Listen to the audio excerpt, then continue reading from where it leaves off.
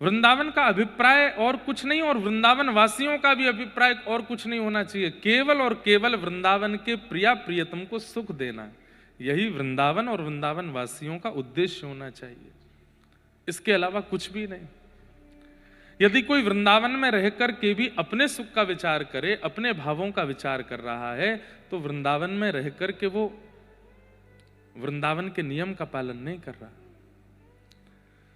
वृंदावन शतक, उसमें एक श्लोक है, भ्रातः तिष्ठ टले टले विटपिनाम ग्रामेषु भिक्षामटः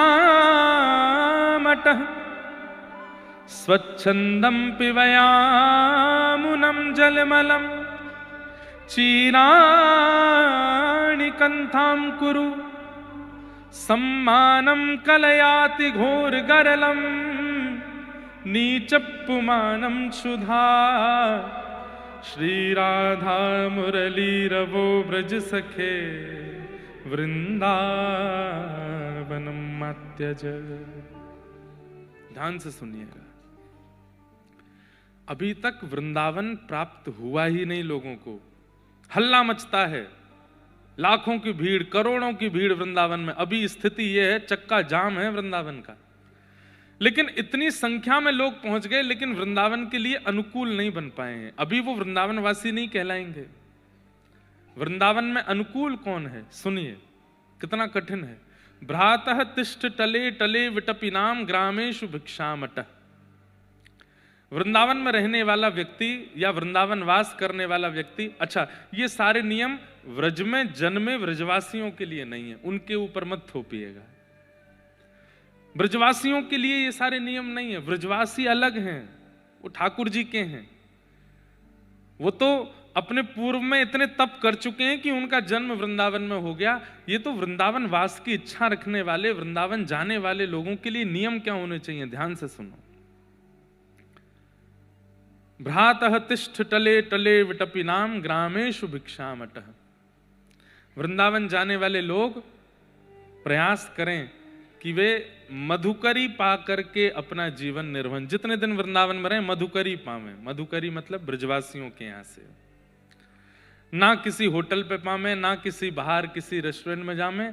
ब्रजवासियों के आगे जाकर के अंजलि फैला करके कहें कि आपके घर में जो सामग्री हो हमें प्रदान करो। ब्रजवासियों के यहां की मधुकरी पावें। दूसरा, स्वच्छंदम पिबयामुनम जलमलम।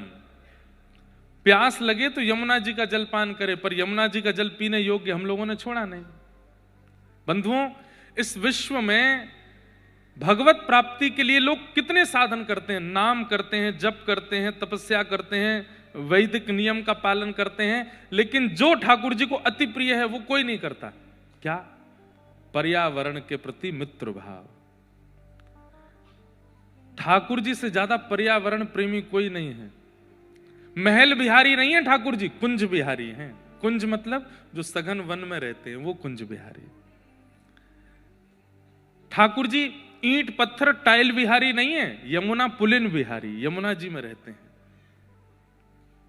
वो गिरिवरधारी हैं। पर्वतों का संरक्षण, वृक्षों का संरक्षण, यमुना जी का संरक्षण, जल का संरक्षण, मृद भक्षण लीला, मिट्टी का संरक्षण, पर्यावरण के प्रति कितने सजग हैं ठाकुर जी। पूरी कृष्ण लीला बाल्यकाल से लेकर के मथुरा तक अगर आप उठा के देखेंगे, ठाकुर जी ने केवल पर्यावरण का ही संग किया है। स्वर्ण का मुकुट नहीं पहनते ठाकुर जी वृंदावन में, रज लगाए घूमते हैं। गले में आभूषणों की माला नहीं धारण करते, वनमाली राधा कृष्ण वनमाली पहन करके, वन की मालाएं पहन के घूमते हैं। पादुका नहीं पहनते, अनावृत चरणों से विचरण करते हैं श्री धाम वृंदावन में। और उसी पर्यावरण को हम लोगों ने कितना दूषित कर दिया।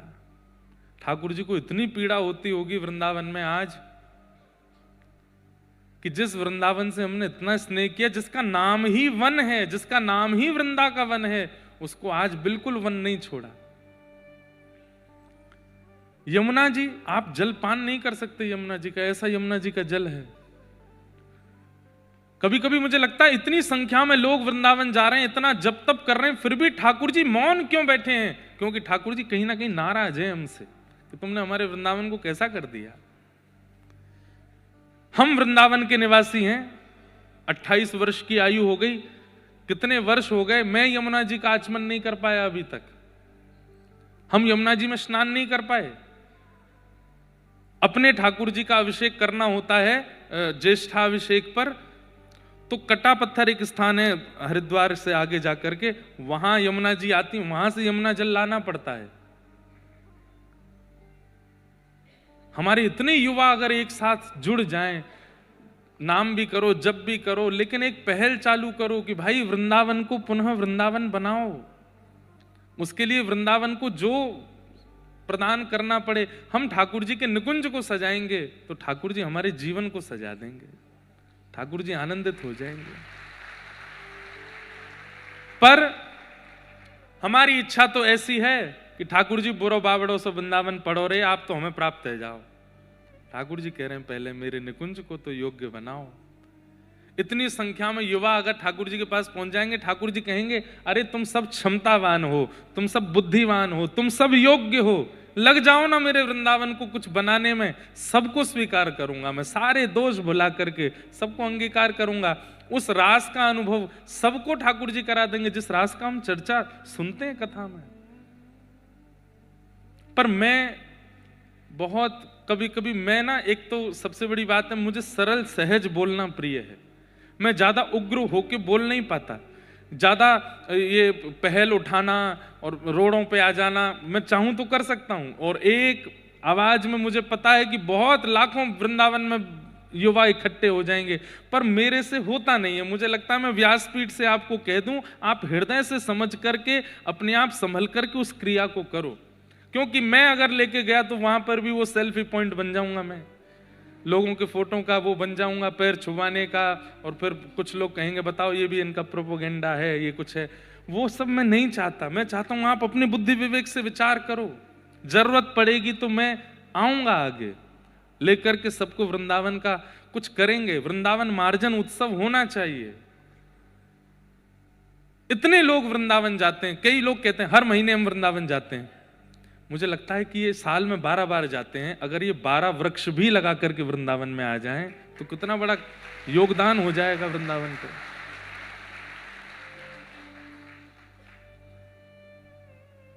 आज मंदिरों को तोड़ना, वृंदावन में ये बनाना वो बनाना, ये सब चल रहा है।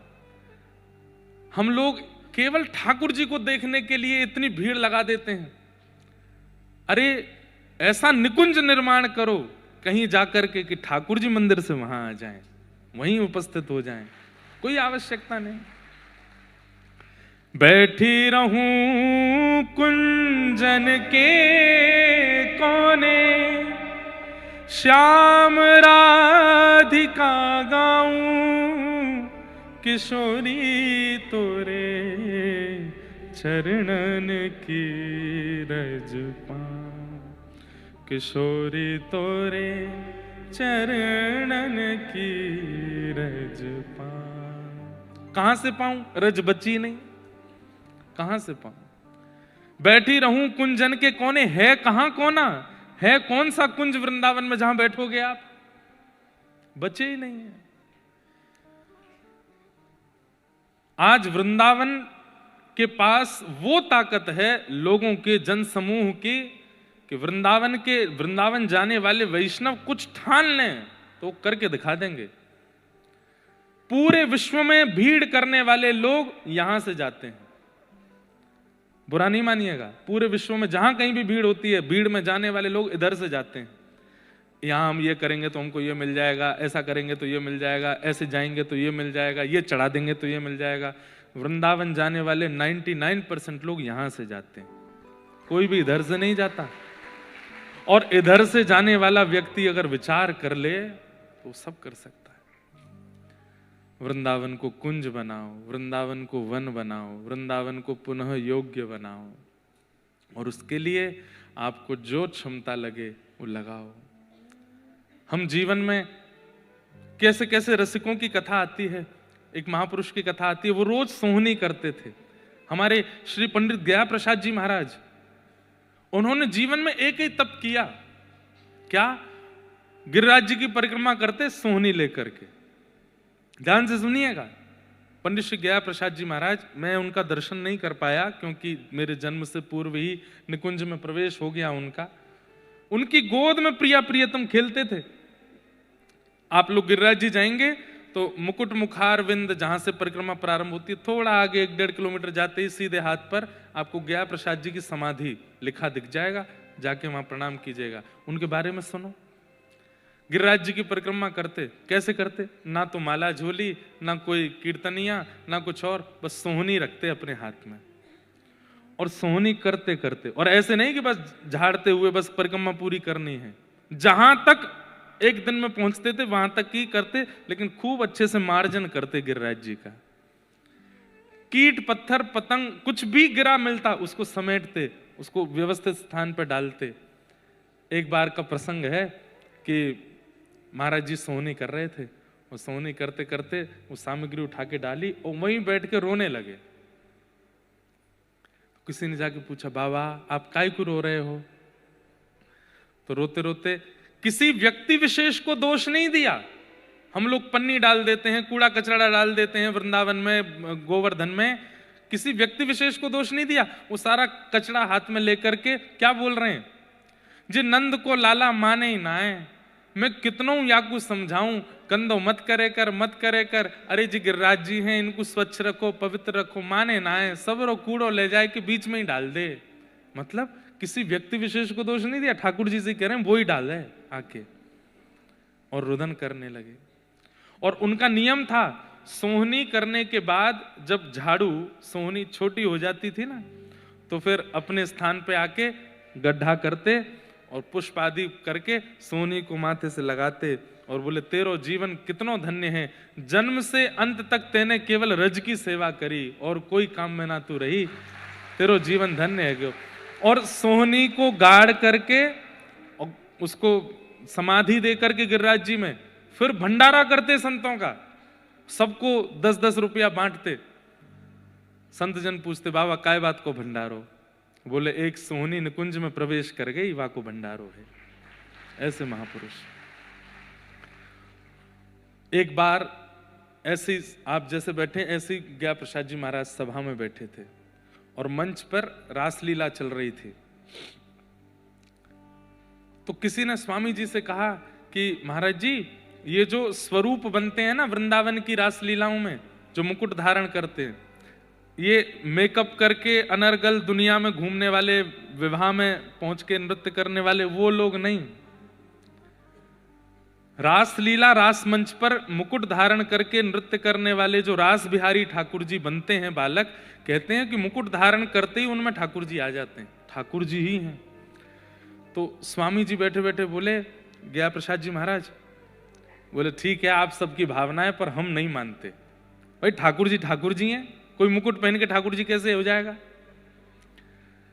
रासलीला में बैठे थे तो बैठे बैठे उनके मन में आया, अगर ये सच में ठाकुर जी हैं तो मैं अमरूद लेकर के आया हूं और मैं सामने धर दूंगा। अगर ये सच में ठाकुर जी हैं तो ये लीला में कुछ ऐसी योजना करेंगे, आकर के अमरूद खाएंगे, और अगर इन्हें अमरूद उठा के खा लियो मेरो तो मैं मान जाऊंगा ये ठाकुर जी हैं।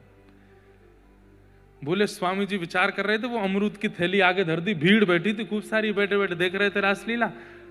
आधा 1 घंटे बाद ठाकुर जी जो स्वरूप सरकार बने थे मंच पे, नृत्य करते करते अचानक रुके और उन्होंने वो अमरूद की थैली देखी, तुरंत कूदे मंच से और अमरूद उठाए करके खायो, और खा करके गया प्रसाद जी की गोद में बैठ करके बोले, तू मुझको भगवान ना है माने, मुंह खोल, जल्दी खा। 3 दिन के लिए मूर्छित हो गए स्वामी पंडित श्री गया प्रसाद जी महाराज, विश्वास नहीं हुआ उनको।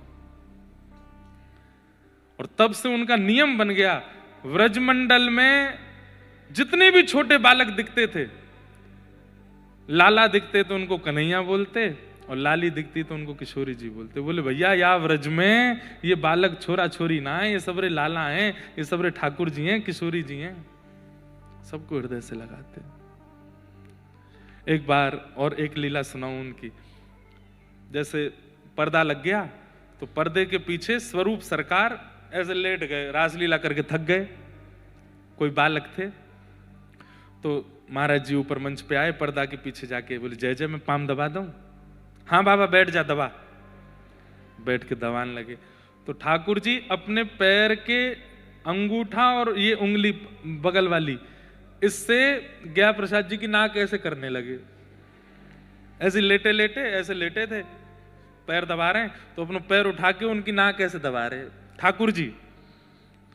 तो इतने में जो स्वामी जी मंचन करते, उन्होंने ये दृश्य देख लिया तो आए, आकर के बोले जय जय जी कहाँ करो, दे बाबा इतना बड़ा भजनानंदी बाबा तुम पाम दबा की नाक दबा रहे हो, छोड़ो। तो ठाकुर जी ने अपना चरण पीछे कर लिया।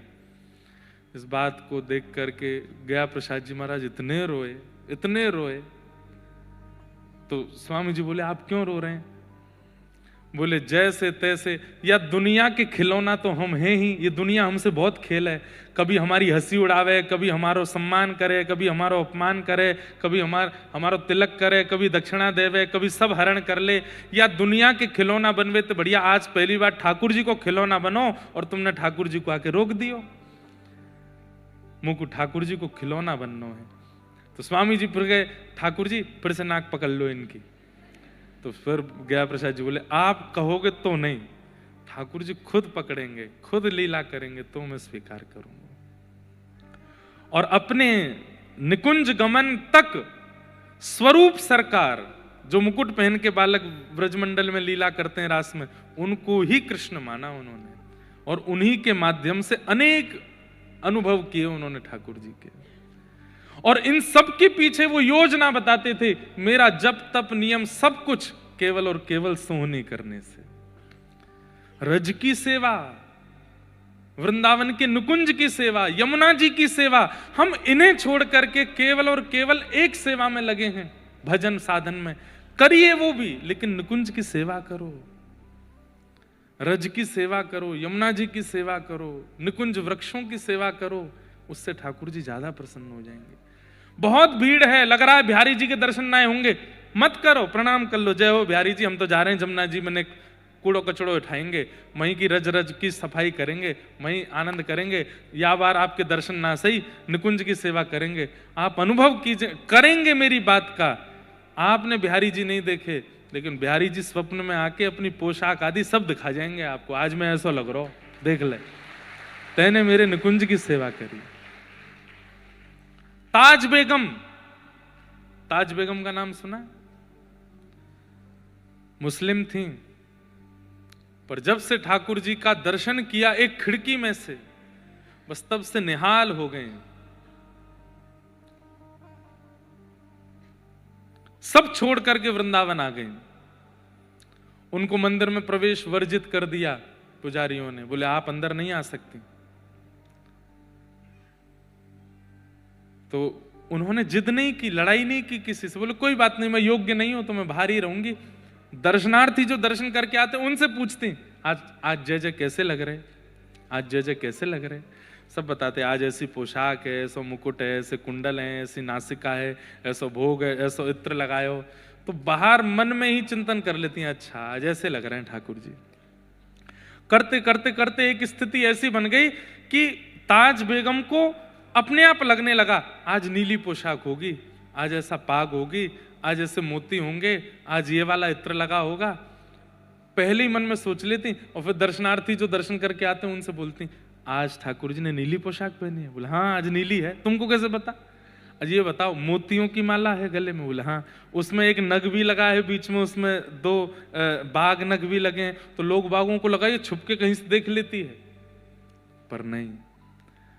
स्थिति ऐसी हो गई कि ताज बेगम को मंदिर जाने को नहीं मिलता, तो ताज बेगम रज की सेवा करती थी, यमुना जी की सेवा करती थी, निकुंज वृक्षों की सेवा करती थी। उन सब की कृपा से ठाकुर जी ही उनको तरंग के माध्यम से अपना दर्शन करा देते थे। बोले तू मंदिर में मत आ, मैं तो को बाहर ही करा दूंगा दर्शन। इसलिए भैया वृंदावन उसको पुनः निकुंज बनाना है, उसके लिए जो योजना बनेगी हमें करनी है। हम सब युवा भाई हैं, हम सब युवा हैं, हम लोगों में इतनी शक्ति है कि हम चाहें तो कर सकते हैं इस क्रिया को। आज भारत का इंफ्रास्ट्रक्चर इतना बढ़िया हो रहा है, भारत की एजुकेशन बढ़िया हो रही है, भारत में मंदिरों के नाम पर बहुत कुछ बनाया जा रहा है, बड़े बड़े रूप, आधुनिकता ज्यादा दिखाई जा रही है। पर वृंदावन आधुनिक नहीं है, वृंदावन सहज है, वृंदावन सरल है, वृंदावन सामान्य है, उसको वैसा ही बनाना है।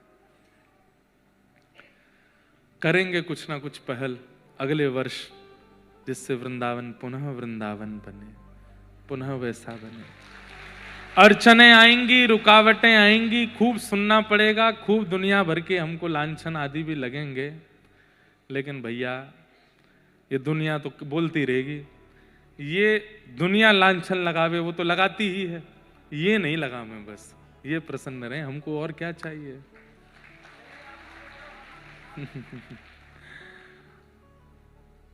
चरणामृत रा नेम हमारा, चरणामृत रा मैं तो नित उठ दर्शन पासूं, मैं तो नित उठ दर्शन पासूं। मैंने गाया नहीं था पहले दिन, एक पंक्ति गाई थी, आज गा देते हैं। मैं तो गोविंद रा गुण गासूं, राणा जी रूठे तो मने काय करसे। मैं तो गोविंद रा गुण गासूं, राणा जी रूठे तो मने काय। एक बाईसा के शब्दों में अपना जोड़ने का कोई मन नहीं, पर मैं अभी कह दूं, मैं तो कुंज निकुंज बनासूं, राणा जी रूठे तो मने काय करसे। मैं तो कुंज निकुंज बनासूं, राणा जी रूठे तो मने काय करसे। मैं तो गोविंद रा गुण गासूं, राणा जी रूठे तो मने काय करसे। मैं तो गोविंद रा गुण गासूं, राणा जी रूठे तो मने काय करसे। हे राम नाम रा जहाज चला स्या, राम नाम रा जहाज चला स्या। हे राम नाम रा जहाज चला स्या, राम नाम रा जहाज चला। मैं तो भव सागर तर जासूं, मैं तो भव सागर तर जासूं। ओ मैं तो भव सागर तर जासूं, मैं तो भव सागर तर जासूं। ओ मैं तो गोविंद रा गुण गासूं, राणा जी रूठे तो मने काय करसे। मैं तो गोविंद रा गुण गासूं, राणा जी रूठे तो मने काय करसे। मैं तो गोविंद रा गुण गासूं, राणा जी रूठे तो मने काय करसे। गोविंद रा गुण गासूं, राणा जी रूठे तो। बोलो गिरधर गोपाल की जय।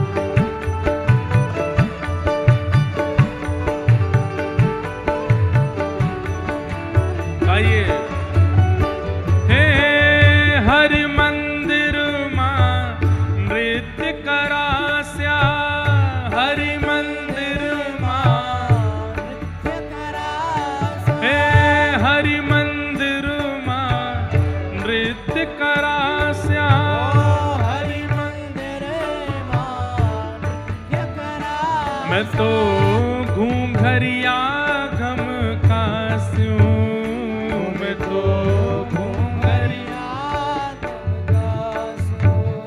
बाईसा एक बार मंदिर में नृत्य कर रही थी, इतना अच्छा नृत्य कर रही थी गा करके, जितने लोग दर्शनार्थी खड़े थे सब बोले आ गई नाचने वाली गाने वाली, इसको जरा शर्म नहीं आती, जरा लिहाज नहीं आती, सबके सामने नाचने लगती है। इतना सब लोग अपशब्द कहने लगे। इतने में ही मंदिर के गुसाई जी वो गए और ठाकुर जी के गले की माला निकाल करके लाए और बाईसा के गले में डाल दी। तो इतने में भी लोग समझे नहीं, लोग बोले पुजारी जी की भी बुद्धि सठिया गई। बताओ, नाचने गाने वाली को भगवान के गले की माला पहना दी, ये इसकी अधिकारिणी है। अरे बड़े बड़े वेदज्ञों को, योगियों को, आदियों को माला देनी चाहिए, नाचने वाली को दे दी। तो गुसाई जी बोले तुमको ये दिख रही है नाचने वाली, लेकिन जब ये नृत्य कर रही थी तो मैं देख रहा था सामने खड़े हुए ठाकुर जी, जिनकी दृष्टि नीचे रहती है, जैसे ही इसने नाचना शुरू किया वो अपने नेत्र उठा के इसको देख रहे थे और मंद मंद मुस्कुरा रहे थे। भले ही जग को दोष दिखा है पर जगदीश को दोष नहीं दिखा है, इसलिए माला पहनाई है। हरि मंदिर मां नृत्य करास्या, हरि मंदिर मां नृत्य करास्या, हरि मंदिर मां नृत्य करास्या, हरि मंदिर मां नृत्य करास्या। मैं तो घूंघरिया घम कास्यूं, मैं तो घूंघरिया घम कास्यूं। ओ यह संसार बाढ़ का कांटा, यह संसार बाढ़ का कांटा, यह संसार बाढ़ का कांटा, यह संसार बाढ़ का कांटा। ओ या संगत नहीं जासूं, मैं तो या संकट नहीं जासूं। ओ मैं तो गोविंद रा गुण गासूं, राणा जी रूठे तो मन काय कर से, मैं तो गोविंद रा गुण गासूं, राणा जी रूठे तो मन काय। हे मीरा के प्रभु गिरधर नागर, मीरा के प्रभु गिरधर नागर, मीरा के प्रभु गिरधर नागर, मीरा के प्रभु नटवर नागर, हे प्रभु गिरधर नागर, गिरधर नागर, प्रभु नटवर नागर, नटवर नागर, हे मीरा के प्रभु गिरधर नागर, हे प्रभु गिरधर नागर। मैं तो निरख परख गुण गासूं, मैं तो निरख परख गुण गासूं। आइए, ओ मैं तो गोविंद रा गुण गासूं, राणा जी रूठे तो मन काय कर से, मैं तो गोविंद रा गुण गासूं, राणा जी रूठे तो मन काय कर से। मैं तो गोविंद रा गुण गासूं, राणा जी रूठे तो मन काय कर से।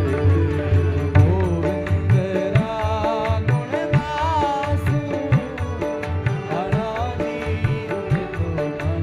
राधे राधे गोविंद गोविंद, राधे राधे राधे गोविंद गोविंद, हे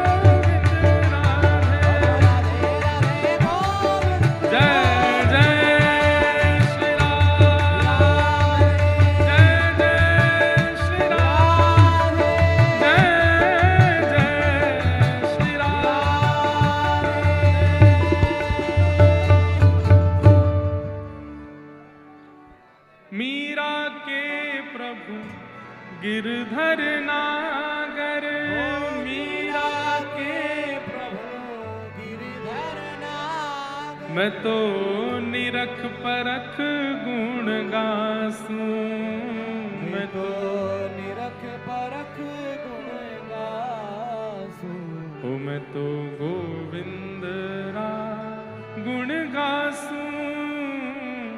राणा जी रूठे तो मने काय करसूं, मैं तो गोविंद रा गुण गासूं।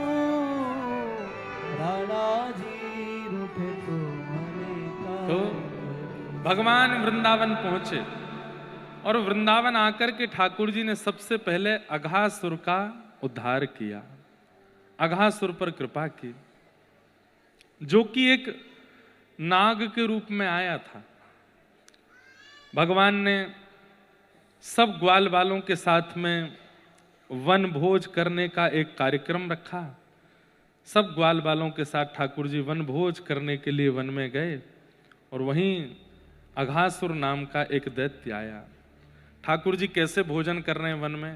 विभ्रद वेणुम जठर पटयो श्रांग वेत्रे चकच्छे, वामे पाणे मृषण कवलम तत्फलम लांगुलेषु, तिष्ठन्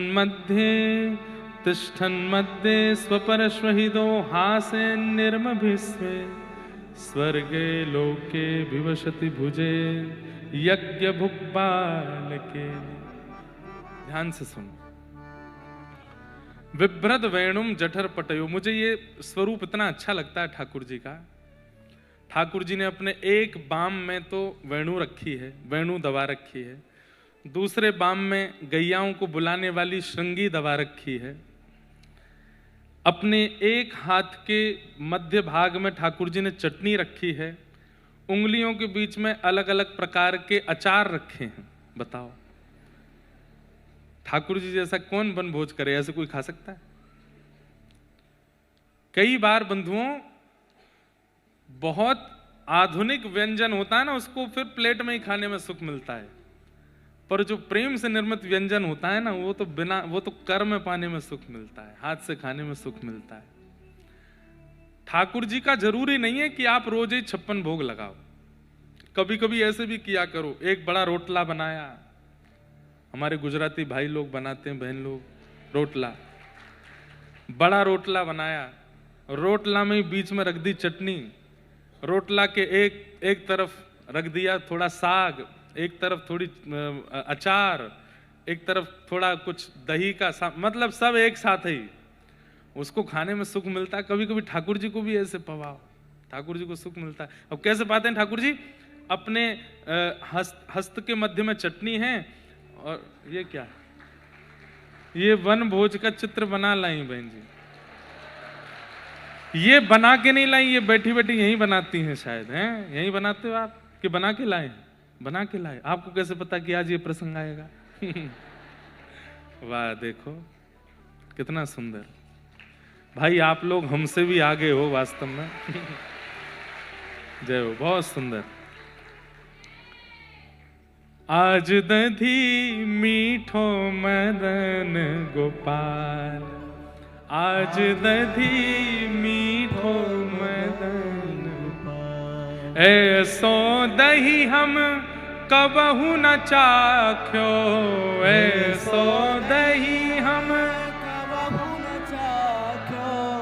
सुन गोकुल के नाथ, सुन गोकुल के नाथ, आज दधी मीठो मदन गोपाल, आज दधी मीठो मदन। अच्छा, ठाकुर जी के वनभोज लीला को क्या कहते हैं पता है? छाक लीला। क्या कहते हैं? ये दोपहर में जो ठाकुर जी भोजन बनवा के कपड़ा में बांध के लेके जाते हैं, कैसे जाते हैं ठाकुर जी?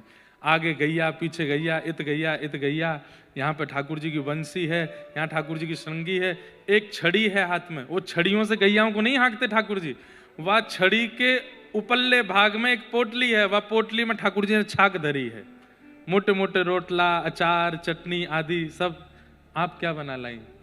पोटली। वाह, सब देखो बिल्कुल तैयार, सब सामग्री तैयार करके लाते हैं। वाह भैया, ये देखो।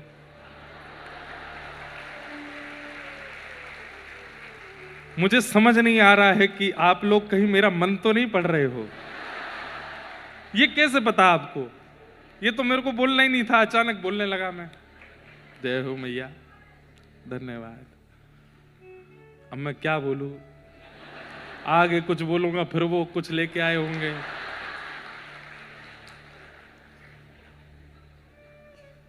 हमारे एक मित्र हैं, वो पर्चा तो बनाते हैं। अब उनको हम बोल देंगे कि भाई हमारे बंबई के वैष्णव जो हैं ये पर्चा नहीं बनाते, ये तो प्रैक्टिकल लेके आ जाते हैं। कथा में जो भाव कहना है वो इनके पास ऑलरेडी होता ही है। तो ठाकुर जी कैसे जाते हैं? आगे गाय है, पाछे गाय है, इतुत गाय है, सब गायों के बीच में ठाकुर जी, और ऐसे अपने साथ में छड़ी पे ऊपर उसमें पोटली में ठाकुर जी सामग्री लेके जाते हैं वन में। और फिर वन में जाकर के विभ्रद वेणुम जठर पटयो श्रांग वेत्रे चकच्छे, ठाकुर जी दोनों तरफ ऐसे वाणु और श्रृंगी को लगा लेते हैं। अपने हस्त के मध्य भाग वामे पाणे मृषण कवलम, अपने बाम हस्त में तो ठाकुर जी ने कवल यानी कि रोटी पकड़ी है, और तत्फलम लांगुलीशु, अपनी उंगलियों के मध्य में अलग अलग फलों के अचार ठाकुर जी ने लगा रखे हैं, और बीच में चटनी रखी है। कैसे खाते हैं? एक बार रोटी खाते हैं, फिर कोई अचार चाटते हैं, फिर रोटी खाते हैं, फिर चटनी चाटते हैं, फिर रोटी खाते हैं, फिर सामने बैठे ग्वाल वालों से कहते हैं तू का लेके आयो? बोले मैं तो लाला बैगन को साग लेके, ला खवा मोकू, तो उसके हाथ से खाते हैं। तू का लेके आयो? बोले लाला मैं तो दाल लेके आयो, मोकू खवा। तू का लेके आयो? बोले मैं तो कढ़ी लेके आयो, बोले मोकू खवा। उनके यहाँ से भी पाते हैं। तिष्ठन मध्ये स्वपरिश्वहिदो हासयन निर्मभिस्वे, बीच में बैठे हैं ठाकुर जी, चारों तरफ ग्वाल वालों के बीच में बैठ करके ठाकुर जी हास परिहास कर रहे हैं, हंस रहे हैं, गा रहे हैं, नाच रहे हैं, आनंद कर रहे हैं। अब इसमें दो लीला आती हैं। एक लीला तो थोड़ी प्रसिद्ध सी है कि मधुमंगल नहीं बैठा। ठाकुर जी बोले अरे मधुमंगल कहाँ गए हो? दूसरा बोलो लाला मैं बताऊं? बोले हाँ, कड़ी लेके आयो है, और बाकू यूं लगी तू सबरी चट्ट कर जाएगो तो एकांत में पारो है। ठाकुर जी बोले या मैं बताऊं, मोते बचा के ले जाएगो? तुरंत ठाकुर जी ने फेंटा बांधो, दौड़ करके गए और देखी तो मधुमंगल मोते लगाए कड़ी पी रहा है। ठाकुर जी बोले अरे कैसे मोह दैनी ना पड़ जाए, हमारे एकांत में पारो है। मधुमंगल तुरंत कड़ी पी गया था। यहाँ पे पूरी मूछ मूछ बन गई है, मुखमंडल पर थोड़ी कड़ी लगी। लाला ऐसी बात ना है। तो क्या बात है? लाला तेरे घर तो रोज भोजन बने, हम तो गरीब ब्रजभासी हैं। 4 दिन पहले कड़ी बनी, मैया ने कहीं से छाछ ले आई, खूब सारी कड़ी बना दी, 4 दिन तो वही खा रहे हैं। अब वो बासी है गई, खट्टी है गई, और तो को खट्टी पिवाऊंगो तेरी आंख मिच जाएंगी, गले में लगेगी, कोई रोग है जाएगो। तू माने ना है खाए बिना, या हमारे एकांत में खा रहा हूं। ठाकुर जी बोले मुंह को तो फिर भी मिल गई। कहां से मिल गई? अब तो खत्म। सो ठाकुर जी ने थोड़ी पकड़ी और अपने समीप खींच करके जीभ निकाल के वहां को मुंह चाट गए। वहां की नासिका पे चाट गए, होठन पे चाट गए, गारन पे चाट गए। ठाकुर जी बोले बड़ी खट्टी है लेकिन आनंद है, रो स्वाद है। मधुमंगल के नेत्रों से अश्रुपात होने लगे। ठाकुर जी को अंक में भर लिया। वो लाला तू इतनो प्रेमी कायकू है? अरे हम ब्रजवासी, हमें कोई पूछे ना, हमें कोई देखे ना, गोवरन की सुगंधी सी आती रे तन में ते, तू कायकू हम तो इतनो स्नेह करे? अरे हम तो एक ही लत्ता 2-2 बार पहन लें, 3-3 बार धारण करते रहे, हम तो इतने पवित्र भी ना है लाला, तू इतनो प्रेम कायकू करे? ठाकुर जी बोले क्यों, तू मेरो ना है? ये ब्रजवासी मेरे ना है? तुम सब मेरे ना हो? अपने बालक की, छोटो बालक यदि विष्ठा आदि त्याग कर दे तो का मैयावा को दूर पटक दे कि अरे भैया दुर्गंध आ रही है हमें ते? अरे बालक तो बालक है, अपनों तो अपनों है, अपनी की तो विष्ठा भी हो, अपने को तो दुर्गंध भी हो तो भी स्वीकार करी जाए। तुम सब मेरे हो। ब्रजवासी वल्लभ सदा मेरे जीवन प्राण, तुम सब ब्रजवासी मेरे प्राण हो। इनको ना ही बिसारी हो मोहिनंद बाबा की आन। तुम ब्रजवासीन ने कभी ना भूल सकूंगा। या हमारे ब्रजवासीन के लैया भैया 100 गलती 100 खून माफ हैं। ब्रजवासी ठाकुर जी उनते नाराज ना हूं मैं, क्यों? ब्रजवासी मेरे प्राण है। जय। लेकिन ब्रजवासीन को भी विचार करना चाहिए कि ऐसे ही नहीं कि ठाकुर जी ने प्राण कह दी तो हम कछु भी करें। ठाकुर जी के अनुकूल रहना चाहिए। एक लीला तो यह है। दूसरी लीला क्या है जो हमारे अष्ट सखाओं ने वर्णन किया, जो पद में गा रहा था, आज दधि मीठो मदन गोपाल। ठाकुर जी अपने गोद में घड़ा लेके दही को और वहां में से निकारें और सब ग्वालान को दे रहे हैं, लो दही खाओ। अब ठाकुर जी के हाथ को दही, अब जैसे एक को दे दें तो दूसरा आ रहा है, तो दही को स्वभाव है कि पूरी पूरी ना निकल जाए, एक रह जाए ना हाथ में, तो दूसरा दही निकारवे तो पहले ठाकुर जी चाट ले और स्वयं भी खा रहे हैं, दूसरे इनको भी खवा रहे हैं। आपुन खात खवात सबन को, ऐसे हमारे गोकुल के नाथ। तो जब ठाकुर जी स्वयं पाते हैं तो उनका अधरामृत लग जाता है और अधरामृत के साथ फिर दही लेकर के जैसे देते हैं, तब सब ब्रजवासी कह रहे हैं, ऐसो दही हम कबहू ना चाखो सुन गोकुल के नाथ। आज तो बहुत जोर का है। अब तो महाराज भीड़ लग गई, सबरे ग्वाल बालन की हमू खाएंगे। इतने में वो मटका को दही सबरो खत्म है गो। 5-6 ग्वाला बच गए। लाला जी तो गलत बात है, सबरो दही तो खत्म है गो, अब कहा करें। और जो हाथ में भी थोड़ा बहुत हो वो भी ऐसे पूरा ले करके जो बचो भयो वो भी कोई को दे दियो। अब 2-4 कहीं कहीं हाथ में लगो भयो है, यहाँ तक ठाकुर जी के सने हाथ सब निकाल के ठाकुर जी बांट चुके, थोड़ा बहुत रह गो, 5 ग्वाला रह गए।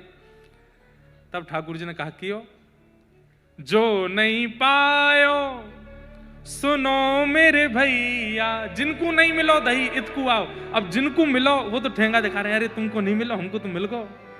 और जो नहीं पायो सुनो मेरे भैया इतकू आओ, मेरी हथेली चाट लो, मेरो हाथ चाट लो, जहां जहां तुमको नेक नेक दही मिले सब चाट लो। तो ठाकुर जी को हाथ लेके एक उंगली एक चाट रहो, दूसरो चाट रहो, यहां ते चाट रहे, सब जगह ते ठाकुर जी के हाथ को चाटन लगे। ब्रजवासी के नेत्र सजल है गए कि देवता आकाश में खड़े खड़े सोच रहे हैं, अपवित्र पवित्रो वा सर्वावस्थांगतोप वा यस्मरेत पुंडरी काक्षम सबाई अभ्यंतर सुचि। हम लोगों को इतनी पवित्रता का विधान बता रखा है, सुबह नहाओ, दोपहर में नहाओ, रात्रि में फिर नहाओ, मौन रहो, मेरा भोग बनाओ तो मुख पे पट्टी बांध करके बनाओ, और बिना नहावे धोए भीतर मत आना। और कई मंदिरों में तो नियम है कि वस्त्र गीले करो, गीले वस्त्र ही पहन के सेवा में जाओ, अपरस में सेवा करो। हमारे लिए इतने नियम, और ब्रजवासी तो हम कह रहे हैं चाट जाओ, और वह मधुमंगल के मुंह पे लगी कड़ी चाट गए। हमारे लिए इतने नियम और इन ब्रजवासियों के लिए कुछ भी नहीं। तब ब्रह्मा जी बोले बात ये नहीं है। बोले तो बात ये है कि ये कृष्ण ही नहीं है, ये कोई भैलू पिया है। भैया ठाकुर जी नहीं छोड़े लोगन ने, ठाकुर जी पर भी संशय कर लिया। बोले ये भगवान है ही नहीं, ये भगवान नहीं है। अरे ये कोई भगवान की लीला होती है? जिनको वेदों की ऋचाओं से, जिनको यज्ञ आहुतियों से प्रसन्न किया जाता है, जिनके लिए नेति नेति कह के वेद पुकारते हैं, तब जाकर के वो सुनते हैं, वो इन ब्रजवासियों के साथ गैया चराते हैं। अरे मैंने तो सुना है यशोदा मैया 2-2 दिन तक नवाती भी नहीं है इनको, ये भगवान है? हाँ, आजकल का जो मौसम है ठाकुर जी नहामे थोड़े ही है। जगन्नाथपुरी में तो जगन्नाथ भगवान के समान बड़े बड़े शीशे हैं, तो जगन्नाथ महाप्रभु के सामने शीशे रख दिए जाते हैं, तो जैसे ही जगन्नाथ जी का प्रतिबिंब उसमें आता है, पुजारी जी शीशा ही नवाते हैं, जय हो नहा लिए ठाकुर जी। आप लोग ऐसा मत करना, सुबह सुबह लोटा लेकर के शीशा में खुद को देखा, ले भैया नहा लियो, बाल बाल काट करके पहुंच गए ऑफिस। लेकिन हमारे ठाकुर जी लाडले लाल हैं। कौन है? लाडले लाल हैं, बड़े लाडले।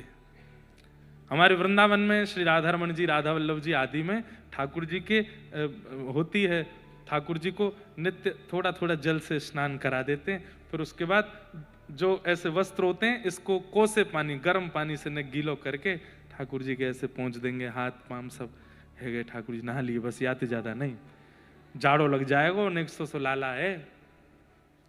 छोटे बच्चे वैसे भी सर्दियों में कभी कभी नहाते हैं, ऐसे हमारे लाल जी हैं। तो ब्रह्मा जी बोले मैंने तो सुना है यशोदा मैया 2-2 दिन नहाती भी नहीं है इनको। और चोरी करना ये परमात्मा सिखाते हैं, और इस प्रकार से ग्वाल बालों के संग गैया चराना, उनके गोबर में लौट जाना, उनके मुख से जो है स्पर्श करके, ये भगवान नहीं हो सकते। तुम देवताओं मेरी बात मान लो, ये भगवान है ही नहीं। तो सब देवता बोले ब्रह्मा जी क्या करें फिर, कैसे पता करें कि ये भगवान है कि नहीं? बोले रुको, इसके सारे ग्वाल बालों को मैं हरण करके लाता हूं। ब्रह्मा जी नीचे आए, ठाकुर जी हस्त प्रक्षालन करने के लिए यमुना जी में गए थे। एक पंढरपुर में गोपाल काला होता है, जो लोग पंढरपुर जाते होंगे उनको पता होगा गोपाल काला। और महाराष्ट्र में वारकरी वैष्णव जब कोई उत्सव करते हैं तो उसके विश्रांति में गोपाल काला, तो एक प्रकार से उसको रास कहते हैं गोपाल काला। और उसके बाद फिर वो हंडी में कुछ पाते हैं, मुझे नाम नहीं याद आ रहा, क्या बोलते हैं उसको, हंडियों में चावल क्या, दही हंडी में, उसमें दही होती है, उसमें चावल होते हैं, चिवड़ा होते हैं और बहुत सारी सामग्री होती है, पूरा सब अलग अलग लेके आते हैं, सबको मिला करके फिर सब लोग उसको पाते हैं। पंढरपुर में भी ठाकुर जी ने गोपाल काला किया, रास किया, और उसके बाद में वो हंडी से सब पाए। तो कहते हैं उसमें देवताओं को बैठने नहीं दिया जो ठाकुर जी ने पाया, क्योंकि एक साथ ही सब लोग पा रहे थे, सब एक दूसरे को पवा रहे थे, एक दूसरे के हाथ से पा रहे थे। तो कहते हैं देवताओं को वहां आने नहीं दिया। तो कहते हैं कि देवता चंद्रभागा नदी में मछली बनकर के पहुंच गए। बोले क्यों? बोले खाने के बाद हाथ धोने तो आएंगे, तो जब हाथ धोएंगे तो जो बचेगा हाथ का वो हम पालेंगे। तो ठाकुर जी जैसे ही हाथ धोने पहुंचे, देखा मछलियां नहीं है, ये सबरे 4 मुंह वाले 3 मुंह वाले सबरे देवता हैं। ठाकुर जी बोले सुनो, हाथ मत धो। बोले तो क्या चाट लो हाथ को, इनको मिलना ही नहीं चाहिए। ये सब प्रेम की वस्तुएं हैं बंधुओं, इन प्रेम की वस्तुओं में कौन पहुंचा? ये गोपाल काला लिया है क्या? क्या बनाया है? अच्छा वो चाट रहे हैं, वाह अद्भुत हो भैया सब। तो ब्रह्मा जी आए और भगवान के ग्वाल बालों का हरण करके ले गए। ठाकुर जी लौट के वापस गए तो देखा एक भी ग्वाल बाल नहीं है। ठाकुर जी ने मन में विचार किया कहां गए सब। तभी ठाकुर जी ने नेत्र बंद करके ध्यान लगा करके देखा तो ब्रह्मा जी हरण करके ले गए। ब्रह्मा तुझे तो बताऊंगा, और ऐसा मजा चकाएंगे कि तुम जीवन भर याद रखोगे। ठाकुर जी ने अपने अंग से ही सारे ग्वाल बाल प्रकट कर लिए, और जैसे मधुमंगल है, जैसा श्रीदामा है, अरे मधुमंगल श्रीदामा प्रकट नहीं किए, उनके वस्त्र तक भी ठाकुर जी ने स्वयं से प्रकट कर दिए, और बिल्कुल जैसे उनकी चाल ढाल सब कुछ वैसा बन गया। हमारे पूज्य नाना जी पंडित श्री कृष्णलाल शास्त्री जी बहुत अच्छी एक लीला सुनाते थे, ध्यान से सुनना। 2:30 बज गए, 3 बजे हमको कथा विश्राम करनी है। नहीं सुनो सुनो सुनो, आज जिस सभागृह में आप बैठे हैं ना, इनका उत्सव है, इसी वजह से सुबह कथा हो रही है, नहीं तो संडे है, आज तो और बढ़िया आराम से करते, देर तक करते। लेकिन क्या क्या चीज, मरीन ड्राइव की अनुमति नहीं दी है। बोले आप लोगों के संग बड़े उपद्रवी श्रोता हैं, ये समुद्र में कूद काद जाएंगे, तो प्रशासन ने हमको कहा कि मरीन ड्राइव पे कीर्तन अभी मत करो, अगली बार करना। तो हमने कि ठीक है। सुनो कथा सुनो, क्या बता रहा था मैं? हाँ, तो हमारे नाना जी एक प्रसंग सुनाते थे कि ये लीला भी एक कृपा है। रास बिहार में असंख्य गोपियों के संग रास किया ठाकुर जी ने, और असंख्य लोगों ने उस पर प्रश्न उठाया कि परमात्मा होकर के पर स्त्रियों के साथ नृत्य कैसे कर सकते हैं। तो हमारे व्रज के रसिक बताते हैं कितनी सुंदर कथा। बोले भैया ठाकुर जी ने अबिला या पर स्त्रियों के साथ नहीं, अपनी ही भार्याओं के साथ में नृत्य किया। कैसे? बोले जब ब्रह्मा जी ने सारे ग्वाल बालों का हरण किया, ये ग्वाल बाल 4-5 नहीं थे, हजारों की तादाद में ग्वाल बाल, ब्रजमंडल के जितने भी ग्वाल बाल हैं सब ठाकुर जी के साथ थे, सबका हरण करके ले गए। और केवल ग्वाल बाल नहीं, बछड़ा बछियाओं का भी हरण किया ब्रह्मा ने। तो ठाकुर जी ने ही सब ग्वाल बालों का रूप धारण कर लिया। तब पूर्णमासी ने, एक पूर्णमासी थी ब्रज में, उन्होंने हल्ला किया। बोले क्या? बोले भैया अगले 12 साल तक एक नक्षत्र ऐसा आया है कि कोई भी ब्याह नहीं कर पाएगा। इसलिए भैया सब ब्रजवासी से मेरी प्रार्थना है, आप सब अपनी लालीन को, अपने लालान को ब्याह कर दो। तो जैसे ही ब्रह्मा जी ग्वाल बाल हरण करके गए, सब ग्वाला ठाकुर जी बन गए। और उसी समय पूर्णमासी ने यह आज्ञा की, तो जितने ग्वाल बाल थे सबके ब्याह गोपियों से होगा। और वास्तव में उन सबके रूप में ठाकुर जी के ब्याह गोपियों से हो गए। ठाकुर जी सबके पति बन गए। इसलिए रास बिहार की जो लीला है उसमें आप दोष नहीं देख सकते, क्योंकि ठाकुर जी की ही भार्या हैं वे सब गोपियां, ठाकुर जी की ही सब अर्धांगिनी है। अब तर्क वितर्क करने वालों के लिए विषय नहीं है, ये तो संवाद करने वालों का विषय है। एक साल बीत गया, ठाकुर जी ग्वाल बाल बन के घूम रहे हैं। तभी बलराम जी बोले, ये आजकल ग्वाल बालन में से बड़ी सुगंधी आ रही है। जैसी लाला की सुगंधी वैसी सबन में ते आवे, वैसी इन बछड़ा बछियान में ते सुगंधी आवे। और भैया ये गोपी अपने छोटे बालकन से इतना प्रेम ना करें जितने लाला के सखा से प्रेम करें, उनको गोदी में लिए डोलें। और तो और ये गैया भी सबरी अपने नए नए बछड़ा बछियान से इतना प्रेम नहीं करें जितनो प्रेम लाला की चरावे वाली बछिया बछियान ते करें। क्यों? वो तो बलराम जी हैं, शेषनाग हैं। तुरंत अपनी दिव्य दृष्टि से देखा तो सब ठाकुर जी, सबके रूप में ठाकुर जी घूम रहे हैं। ब्रजमंडल में लाखों श्री कृष्ण हो गए हैं। ग्वाल भी कृष्ण हैं, बाल भी कृष्ण हैं, गैया भी कृष्ण है, बछिया भी कृष्ण है, उनके वस्त्र भी कृष्ण है, उनकी छड़ी भी कृष्ण है, उसमें पोटली भी कृष्ण है, उसमें प्रसाद भी, सब कुछ कृष्ण है। दाऊ दादा तुरंत लाल जी के पास गए। बोले लाला जी कहा कर रहे हो तू? बोले कहा क्यों लाला? दाऊ दादा मैंने, बोले सबके रूप में तू ही डोल रहा, मुझको सब पता है। अरे दाऊ दादा कहा बताऊं, जब ब्रह्मा की बुद्धि सटिया गई, यानी सबरे चुरा लिए, या हमारे दारी के कुने बता रहा हूं मैं। ब्रह्मा जी 1 वर्ष बाद पृथ्वी पर आए और जैसे ही आकर के उन्होंने देखा तो जितने ग्वाल बाल ब्रह्मलोक में सब नीचे भी हैं। ब्रह्मा जी बोले एक जैसी दूसरी कृति बनाने की क्षमता मुझे ब्रह्मा में भी नहीं है। मैं भी जुड़वा बनाता हूं लेकिन एक जैसे फिर भी नहीं बनते, वो थोड़ा तो अंतर रहता है। पर मेरी जैसी दूसरी ही कृति संसार में बनाने की क्षमता केवल परमात्मा में। ग्वाल बाल तो ब्रह्मलोक में है, ग्वाल बालों का तो मैं हरण करके ले गया, तो ये नीचे कहां से आ गए? बोले निश्चित है ये कृष्ण ने ही। और फिर ब्रह्मा जी हैं, उन्होंने भी अपनी दिव्य दृष्टि से देखा तो सब कृष्ण थे। ब्रह्मा जी समझ गए मैंने बहुत बड़ा अपराध कर दिया, ठाकुर जी से क्षमा मांग लूं, लेकिन उन ग्वाल बालों को लेकर के आता हूं।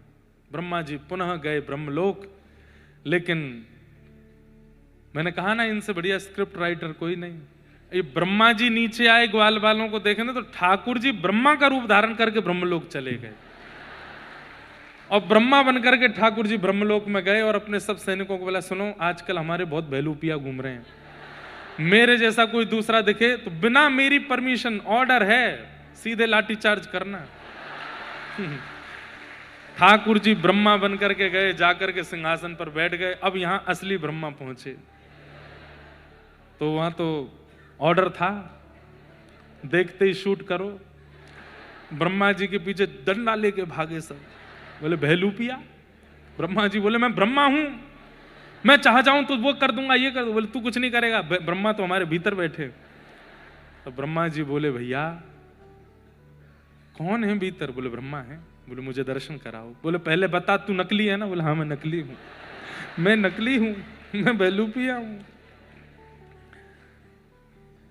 लेकिन बंधुओं इतनी सुंदर स्तुति गाई ब्रह्मा जी ने। ठाकुर जी के पास गए, भगवान शंख चक्र गदा पद्म धारण करके बैठे हैं। सबको तो वो ब्रह्मा के रूप में दिख रहे थे, लेकिन ब्रह्मा जी को नारायण के रूप में दिख रहे थे। ठाकुर जी बैठे क्रोध में। ब्रह्मा जी ने कहा नौमिड्यते भ्रवुपुषेटडिदम्बराय गुञ्जावतं सपरिपेच्छल सन्मुखाय वन्यस्त्रजे कवलवेत्र विषाणवेणु लक्ष्मश्रिये मृदुपदे पशुपांकजाय। अब ब्रह्मा जी यहां बड़ी बड़ी बातें कर रहे हैं। हे नाथ, आप तो ऐसे हैं, आप तो ऐसे हैं, आपके चरणों में सब कुछ है, आपकी भ्रगुटी टेढ़ी होती है तो ऐसा हो जाता है, आप मुस्कुराते हैं तो ऐसा हो जाता है। सब प्रशंसा करने लगे।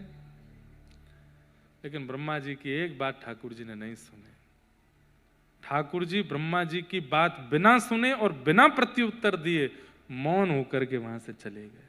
बंधुओं, जीवन में कभी ऐसा कृत्य हमसे ना बन जाए कि ठाकुर जी हमसे मुंह मोड़ लें। एक बार को हमारा प्रेमी हमसे नाराज हो जाए, एक बार को हमसे लड़ ले, यहां तक अपराध भी चलेगा, लेकिन प्रेमी मौन हो जाए तो समझ जाना अपराध बहुत बड़ा है। वो बोल ही नहीं रहा है, वो कह ही नहीं रहा है। प्रेमी का मतलब आप लोग संसार में माता पिता आदियों को भी ले सकते हैं, लेकिन विशेष रूप से ठाकुर जी। छोटी मोटी गलतियां सबसे होती हैं। मनुज गलती का पुतला है जो अक्सर हो ही जाती है। हम सबसे गलतियां होती हैं, पर ऐसी कोई गलती हमसे ना बन जाए जिससे ठाकुर जी रीझ हैं, ठाकुर जी नाराज हो जाएं। और ठाकुर जी के नाराज होने की गलती दो चार ही विशेष हैं। इन जैसा वर्सेटाइल नहीं है कोई। इतनी कम अपराध दे रखे हैं ठाकुर जी ने, बोले बाकी की जितनी भी गलतियां करोगे कर्म तुमको दंड देगा, पर मैं दंड नहीं दूंगा। मैं दंड कब दूंगा? तो उसमें सबसे पहली गलती वैष्णव अपराध। किसी भी भक्त का, किसी भी वैष्णव का, किसी भी भगवान नाम का गुणानुवाद गाने वाले का, या किसी भी प्रकार से भगवत आराधन करने वाले का अपराध ठाकुर जी सहन नहीं करते। पंडरीनाथ भगवान के एक परम भक्त चोखा मेला, क्या नाम? चोखा मेला। दो दंपति ब्राह्मण पंडरीनाथ भगवान का दर्शन करने के लिए जा रहे थे और साथ में आम लेकर के जा रहे थे। पंडरीनाथ भगवान को भोग लगाएंगे। सबसे भारत में सबसे सरल ठाकुर जी हैं हमारे श्री विट्ठल भगवान। सबके लिए द्वार खोल के बैठे हैं ठाकुर जी। तो आम लेकर के गए दो विप्र दंपति। इतने में ही बीच में ही एक साधु आ गए और साधु आकर के बोले, अरे दंपति आप कहाँ जा रहे हैं? बोले हम पंडरीनाथ जी का दर्शन करने जा रहे हैं। बोले अच्छा, आपके झोले में कुछ प्रसाद की सामग्री है क्या? मुझे बहुत तेज भूख लगी है, कुछ पवा दो।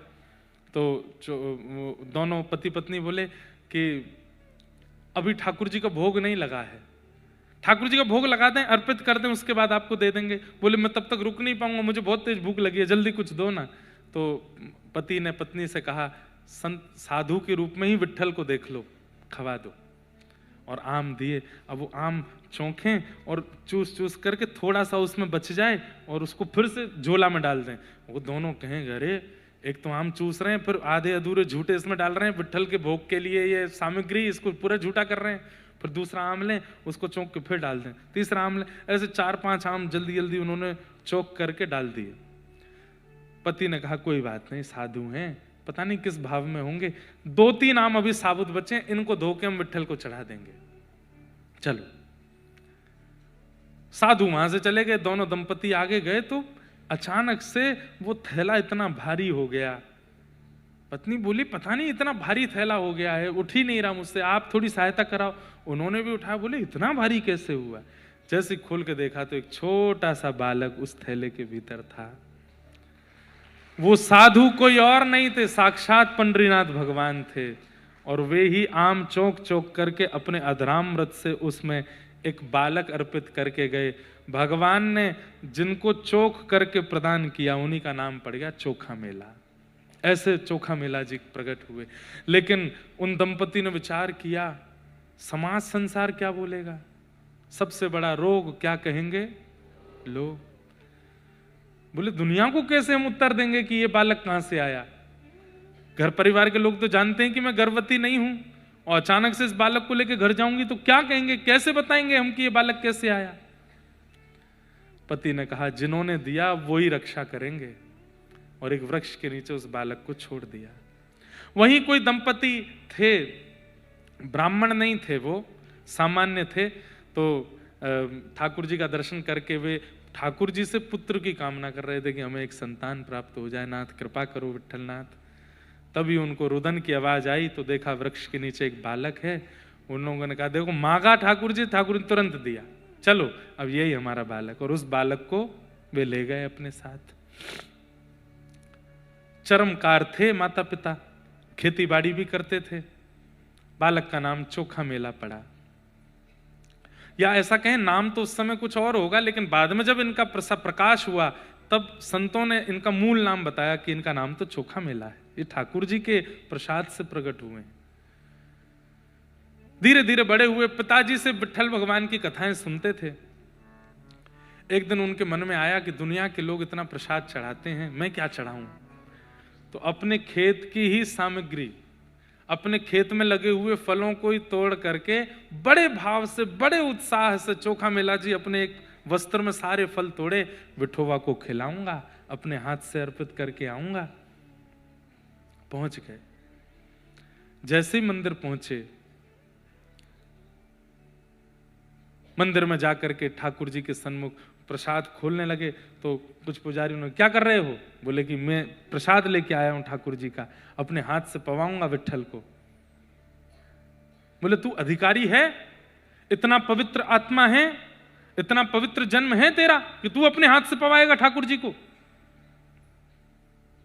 बोले तो इसमें क्या हो गया, सब सामग्री होती तो भूमि में ही है, अब भूमि में तो हर प्रकार की वस्तु होती है, वो तो पवित्र नहीं होती, ठाकुर जी फिर भी पाते हैं। तो मैं जीव हूं, मेरी पवित्रता अपवित्रता मेरे जन्म से कैसे हो सकती है? अच्छा जवान लड़ाता है हमसे। लोग बागों ने मार पीट करके चोखा मेला जी को भगा दिया और उनके फल की सामग्री भी बाहर फेंक दी। बोले तेरे हाथ का छुआ पंडरीनाथ नहीं पाएंगे, तू योग्य नहीं है।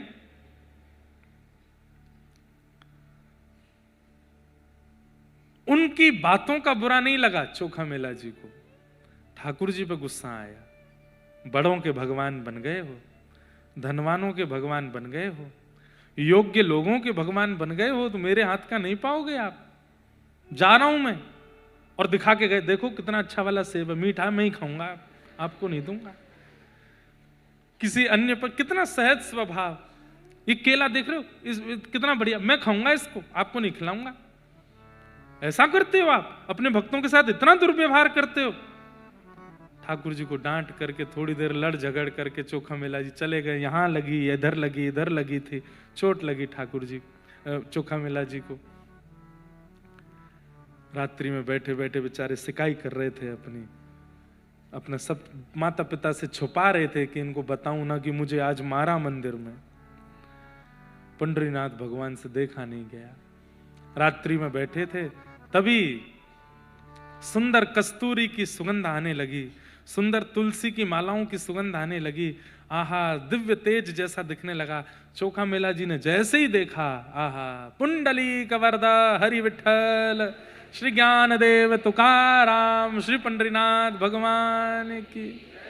मंदम मंदम चाल, कमर पर हाथ धर के ठाकुर जी मटक मटक के चल के आ रहे हैं। चोखा मेला ने जैसे ही देखा, देख करके प्रसन्न तो बहुत हुआ, लेकिन लड़ने लगा। क्यों आए अब? सुबह तो भगा दिया था, मार पीट के मुझको भगा दिया था। बड़े घरों में जाओ, बड़ी जात में जन्मे लोगों के पास जाओ, मेरे पास क्यों आ रहे हो आप? ठाकुर जी आए, आकर के चोखा मेला को हृदय से लगाया। जहां जहां चोट लगी थी वहां अपने हाथ से सहलाने लगे। बोले चोट लगी? चोखा मेला के तो नेत्र सजल। ठाकुर जी को इतने समीप से पहली बार और प्रत्यक्ष बोलते चलते फिरते ठाकुर जी देखे। 2-3 बार तो उसको मूर्छा जैसी आ गई। ठाकुर जी ने संभाला, अरे संभाल, ऐसे मत कर, आप सच में आए हो? बोले हाँ, मैंने सुबह बहुत डांटा आपको, मुझे क्षमा करना।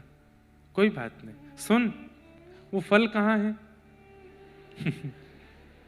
तू बोल रहा था बहुत मीठा सेब है, बहुत अच्छा केला है, कहाँ है? खा गया क्या? चोखा मेला बोला, आपको लगता है मैं तो बस चिढ़ा रहा था आपको, मैंने नहीं खाए। तो कहाँ है, जल्दी लेके आना। चोखा मेला लेकर के फल आए। पंडरीनाथ एक बार स्वयं पाते हैं और अपना ही पाकर के अपना प्रसाद अधरामृत चोखा मेला को खिलाते हैं। बोले मेरे पुजारी गंदे नहीं है, कुछ नियम बना दिए हैं इसलिए तो नहीं, मेरे को कोई मन में भाव नहीं आया। अच्छा हुआ उन्होंने पीटा मुझे, पीटा तो आप आ गए, नहीं पीटते तो आप आते। मेरे साथ कुछ व्यवहार ऐसा किया उन लोगों ने तो आप आ गए ना मेरे पास। मुझे बंधुओं देखो, सम्मान की इच्छा उसी को ज्यादा होती है जिसको अपमान का भय होता है, या फिर अपमान भी उसी का ज्यादा होता है जिसको सम्मान की बहुत इच्छा होती है। चोखा मेला जी को और किसी भक्त को सम्मान की इच्छा होनी ही नहीं चाहिए। उसका अपमान कितना भी करे दुनिया, उसको पता ही नहीं चलेगा। चोखा मेला जी ठाकुर जी अब पावे फिर पवावे, फिर पावे फिर पवावे। 2-3 फल पाने के बाद ठाकुर जी बोले अच्छा चल अब बाकी की पोटली बना के मुझको दे दे। चोखा मेला बोले सब पालो ना। नहीं, ये मैं लेके जाऊंगा, रुक्मणी जी को पवाऊंगा। आज तुम आए थे, तुम्हारे साथ मंदिर में दुर्व्यवहार हुआ, इस वजह से मैंने और रुक्मणी दोनों ने कुछ नहीं खाया। पूरे दिन हम भूखे रहे, आज वो भी भूखी है, तो मैं जाके तेरे ही फल खिलाऊंगा। चोखा मेला जी तो बोले मुझे सर्वस्व मिल गया नाथ, मुझे सब कुछ प्राप्त हो गया, मैं आ सकता हूं आपके पास? हाँ तू आना ना, मैं करवा दूंगा व्यवस्था, मैं पुजारियों को स्वप्न आदि देके तेरी व्यवस्था कर दूंगा, तू आ जाना। ठीक है मैं आऊंगा, आप जाओ। ठाकुर जी पोटली लेकर के कमर पर टांग के पहुंचे, जाकर के रुक्मणी जी को गर्भगृह में बुला, आओ बैठो पाओ। दुनिया के 56 भोगों में वो सुख स्वाद नहीं होगा, चोखा मेला के फल पाओ। और पवाने लगे रुक्मणी जी को, प्रेम से रुक्मणी जी पा रही हैं, विठोबा पा रहे हैं। प्रातः काल का समय, काकड़ा आरती होनी थी, जैसे ही द्वार खुले पंडरीनाथ भगवान के चारों तरफ छिलके पड़े हैं, बीज पड़े हैं। सब लोग देखने लगे, अरे रात में तो मंदिर पूरा स्वच्छ किया था, ये अपवित्र कैसे हो गए? छिलके गुठली कहां से आ गए यहां पर? लोगों का काम है अधूरी चीजों पर अपनी कहानी बनाना। एक बोला मैं बताऊं, बोला हाँ, वो चोखो मेला आया था कल, उसको हमने मार पीट के भगा दिया, तो कहीं से चोरी चुपके, अब उसके ईमान पे बात आ गई ना, उसको हमने मारा पीटा, तो चोरी चुपके कहीं से घुस करके पूरे मंदिर में झूठा प्रसाद खा करके छिलके फेंक के चला गया है। एक बार भी ये मन में नहीं आया कि विट्ठल नहीं खा सकते। कितना अविश्वास! मतलब चोखा मेला भीतर घुस गया होगा और खा करके छिलके फेंक करके गया होगा अपवित्र करने के लिए, ये कहानी बनाती। और काकड़ा आरती तो हुई नहीं, सब पुजारी पंडाओं ने डंडा उठाए और लेकर के पहुंच गए चोखा मेला के पास। सो रहे थे चोखा मेला जी, रात्रि के 3-4 बजे खटिया से उठाया, उठा करके पानी वाने डाला। तेरी इतनी हिम्मत, तू मंदिर में जाके झूठा, फिर से डंडे आदि मारे उनको। विठोबा तो कहे थे व्यवस्था कराएंगे मेरी, इतना पिटवा रहे हैं। रोने लगे चोखा मेला, वहीं से बोले नहीं आऊंगा विठोबा, मैं नहीं आऊंगा आपके पास। ये कैसा करते हैं आपके सब लोग व्यवहार? आप हंस रहे हो पर चोखा मेला की वेदना देखो। बंधुओं, एक व्यक्ति हमसे अगर हमने जो नहीं किया वह बोल देता है ना, तो कितनी पीड़ा होती है। और यहां सब लोग अगर पीछे पड़ जाएं तो चोखा मेला जी का स्थिति भाव देखो। इतना मारा कि जो रात के घाव थे वो तो खुल ही गए और नए घाव आ गए। बिल्कुल शिथिल अवस्था में चोखा मेला जी रोने लगे। कैसे बताऊं इन सबको कि मैंने नहीं किया? पुजारी बोले अब ये सबक सीख गया, अब नहीं आएगा कभी।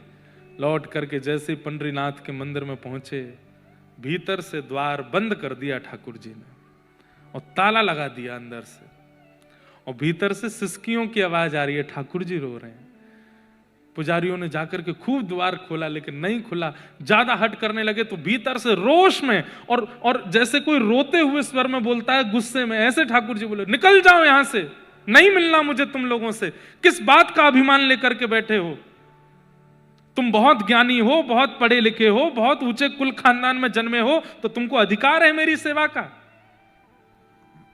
मैं आज प्रतिज्ञा लेता हूं, प्रलयकालीन समय तक विट्ठल रुक्मणी का मंदिर अब नहीं खुलेगा लोगों के दर्शन के लिए, सदा के लिए बंद रहेगा।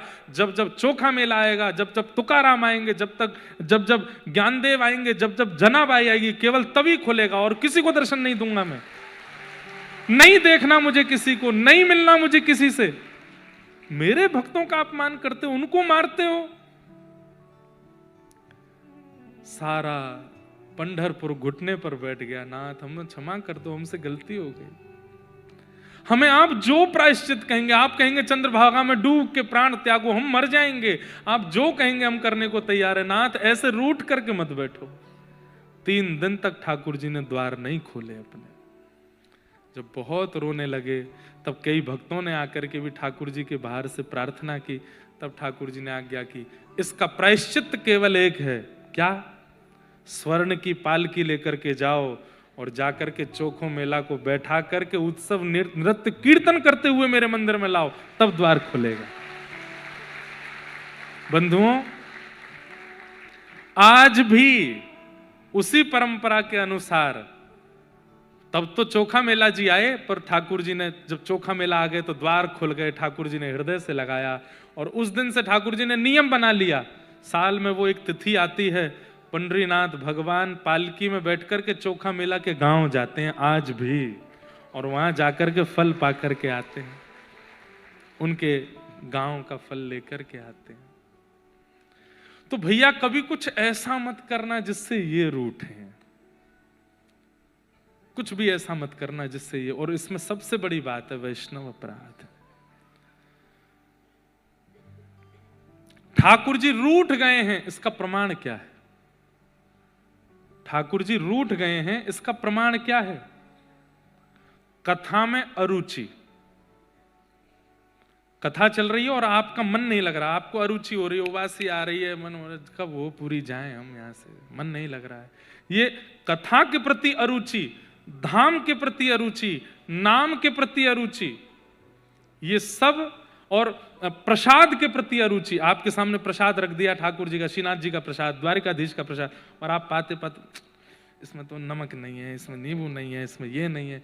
प्रसाद के प्रति अरुचि, कथा के प्रति अरुचि, ये सारी भगवत संबंधी वस्तुओं के प्रति जो आपकी अरुचि बनती है, इस बात का प्रमाण है कि ठाकुर जी आपसे नाराज है, ठाकुर जी आपसे प्रसन्न नहीं है, आपकी जीव नहीं कर रही है वो।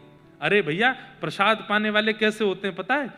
पुजारी जी ने प्रसाद दिया, अगर गिर गया नीचे जमीन पर तो उठा के पा लेते हैं, उसमें भी उनको अरुचि नहीं होती। ऐसे होते हैं प्रसाद पाने वाले।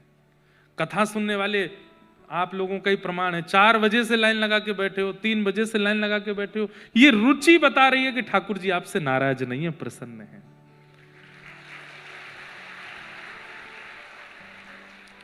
अरुचि बनना भगवत संबंधी वस्तुओं के प्रति, यह प्रमाण है कि ठाकुर जी आपसे नाराज है। कभी आप ठाकुर जी का प्रसाद पाओ और अचानक से लगे, ओहो इसमें तो स्वाद नहीं आ रहा, वो वाली सब्जी दे दो हमको, तो ये मत सोचना स्वाद नहीं आया, ये सोचना ठाकुर जी नाराज है, कोई अपराध हमसे बना है। कथा में बैठे बैठे ये लगने लगे, ये व्यास जी कुछ नहीं जानते, वो व्यास जी बढ़िया हैं, ये व्यास जी तो ऐसे हैं, वो व्यास जी बढ़िया हैं। किसी की भी कथा में अरुचि होने लग जाए, समझो ठाकुर जी नाराज हैं आपसे। वो बात अलग है, कोई व्यासपीठ से कुछ भी बोले तो अलग बात है, पर सैद्धांतिक ठाकुर जी की लीला कथा सुनावे, उसके प्रति भी अरुचि बन जावे, तो समझो ठाकुर जी नाराज है। और ठाकुर जी नाराज होकर के एक ही विधान करते हैं, क्या खूब धनवान बना देंगे आपको, ले क्यों मेरे से प्रार्थना मत करियो, मुझे सुनना ही नहीं तुझसे, खूब धनवान बन जा, खूब ये बन, ये संपत्ति ले, सब कुछ ले, जो चाहिए सब तेरे पास, मेरे पास आने की जब जब योजना बनेगी मैं काट दूंगा। यही ठाकुर जी की नाराजगी है। इसलिए भैया कभी वो मत करो कि ठाकुर जी से मिलने ठाकुर जी आपसे नाराज हो। ब्रह्मा जी ने एक अध्याय में स्तुति गाई है भगवान की, लेकिन ठाकुर जी ने ब्रह्मा जी को क्षमा नहीं किया, और ठाकुर जी मौन होकर के वहां से चले गए। ब्रह्मा जी बोले इससे बढ़िया तो मेरे प्राण ले लो नाथ, आप मौन मत हो। ठाकुर जी बोले मौन ही दंड है, तुझसे बात नहीं करूंगा। आपने मेरे ब्रजवासियों को कष्ट दिया तेने, हैं? मेरे ग्वाल बालों का हरण किया तेने। ठाकुर जी निकल गए। लौट करके सब ग्वाल बालों को लेकर के ठाकुर जी पुनः पृथ्वी पर पधारे।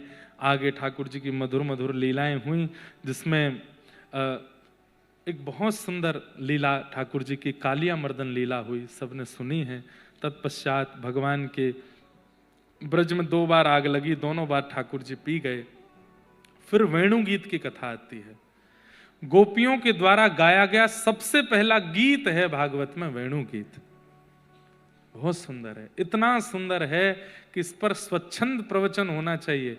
जिन लोगों को ठाकुर जी के श्रृंगार रस और प्रेम रस की बड़ी इच्छा रहती है, वैसे तो मैं कर चुका हूं एक बार, जयपुर में अकिंचन कथा हुई थी, आप लोग सुन सकते हो, सुबह 4 बजे से होती थी। उसमें हमने वेणु गीत पर प्रवचन किया था, एक बार उसको जरूर सुनिएगा। इसका मूल रूप ऐसा है कि गोपी ठाकुर जी गैया चराने के लिए वन में जाते हैं, और वन में जाके जैसे ही वेणु बजाते हैं तो गोपियों के कानों में जैसे ही वो वेणु की ध्वनि पड़ती है, नेत्रबंद होते ही किलोमीटरों दूर ठाकुर जी क्या कर रहे हैं उन गोपियों को घर में बैठे दिखने लगता है। ये वेणु गीत है। एक तरंग में गोपी बता रही है, ठाकुर जी तो ऐसे। अब इसमें मेरा मन तो है कि बोल दूं, हाँ आप तो चाहते ही हो। गोप्यः किमाचरदयं कुशलं स्म वेणु दामोदराधर सुधामपि गोपिकानां भुङ्क्ते स्वयं यद विशिष्ट रसं हि दिन्यो यस्यत्वचो श्रुमुमुचुस्तवनो यथार्या। बंधुओं, गोपियां कह रही हैं, अरे गोपी देख तो ये वंशी कितनी भाग्यशाली है। बोले क्यों? ठाकुर जी के अधर पर सोती है। जिन अधरों की कामना हम करती हैं उस अधर पर ये वंशी लेट जाती है।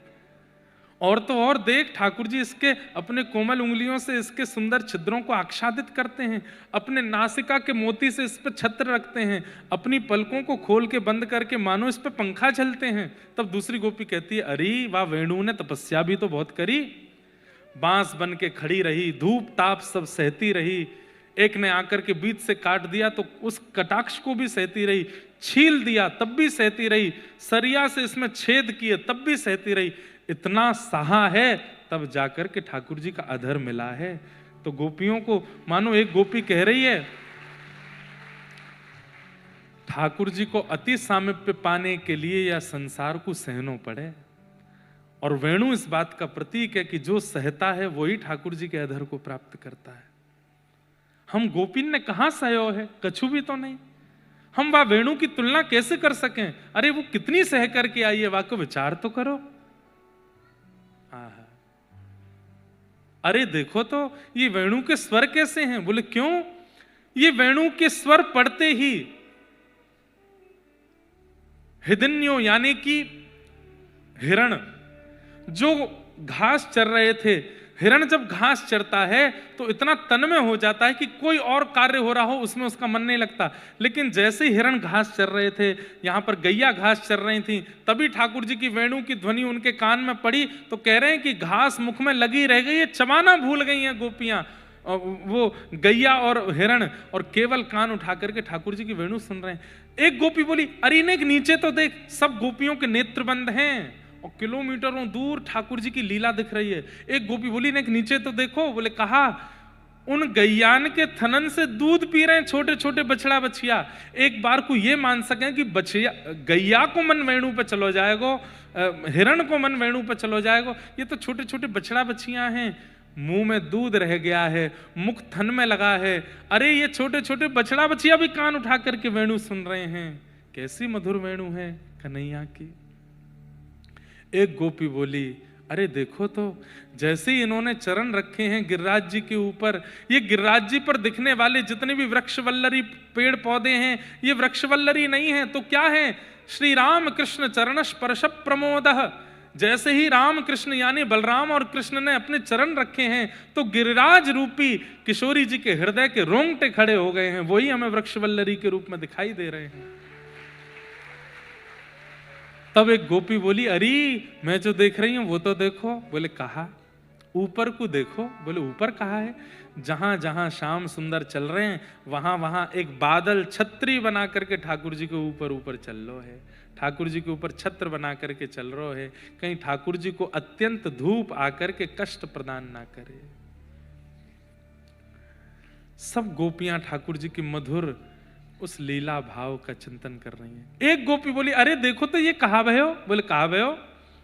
ठाकुर जी ने जाकर के दुनिया भर की सुंदर बेल लेकर के अपने कमर पे बांध ली, गले में माला बना के पहन ली, थोड़े कछु यहाँ पे घास लगा ली हैं, और देख दूर से गैयान को बुला रहे हैं, और निकुंज में बैठे ठाकुर जी को चारों तरफ से गैयान ने घेर लियो है। सब गैया जगह जगह अपनी जीभ निकाल करके घास खा रही हैं, बेल तोड़ तोड़ के खा रही हैं। ठाकुर जी को जीभ लग रही है, जोर से गुदगुदी है रही है, और खिलखिल करके श्री श्याम सुंदर इधर उधर गिर रहे हैं, हंस रहे हैं, आनंदित हो रहे हैं। गोपियां कह रही हैं, एक बहुत सुंदर पद है, हम गोपी क्यों हैं? अरे हम भी गैया बन गई होती, हम भी मोर बन गए होते, वृंदावन क्यों ना भये हम मोर, वृंदावन क्यों ना भये हम मोर, वृंदावन क्यों ना भये हम मोर। गाइए, वृंदावन क्यों ना भये। बंदे कल कथा विश्राम है, कल भी कथा 12 बजे से ही करते हैं, यही समय ठीक है। आ जाओगे सब लोग? हाँ, कल कथा करके फिर हमें व्रज भी प्रस्थान करना है, तो आप सब लोग इसी समय आ जाना।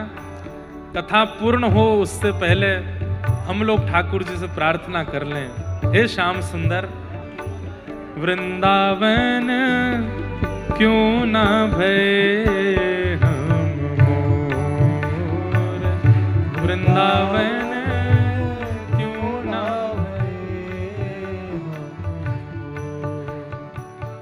करत निवास गोवर्धन ऊपर, करत निवास गोवर्धन ऊपर, करत निवास गोवर्धन ऊपर, करत निवास गोवर्धन ऊपर। हे निरखत नंद किशोर,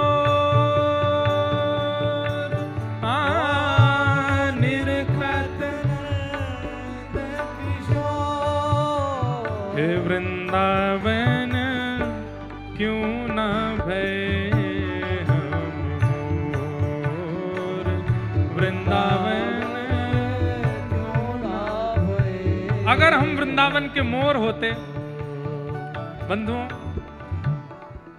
मानव बनकर के तो देख लिया हमने, इस जीवन में तो अब अंतिम श्वास तक गुणगान गा करके आनंदित हो जाएंगे, ठाकुर जी से प्रार्थना करेंगे अगले जन्म में मानव नहीं बनाना, अगले जन्म में वृंदावन को बंदर बनाए दियो, वृंदावन को मोर बनाए दियो, खूब बढ़िया प्रेम से महाराज लूट लूट के खाए करेंगे, गिरिराज जी पर रहे करेंगे, ठाकुर जी को दर्शन करे करेंगे, संसार से बिल्कुल आनंदित होकर के खूब सुख लिया करेंगे। क्यों ना भये वंशी कुल सजनी, क्यों ना भये वंशी कुल सजनी, क्यों ना भये वंशी कुल सजनी, क्यों ना भये वंशी कुल सजनी। क्या करते वंशी बन के? अधर पिबत घन घोर,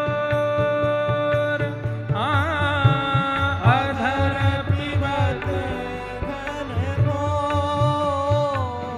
वृंदावन क्यों ना भय हम मोर, वृंदावन क्यों ना भय ओ वृंदावन क्यों ना भय हम मोर, वृंदावन और ओ क्यों ना भय गुंजावन बेली, क्यों ना भय गुंजावन बेली। गुंजा समझ रहे हैं? पुष्पों के झुंड गुंज और वो बेल जो ऐसे लहराती रहती हैं वनों की।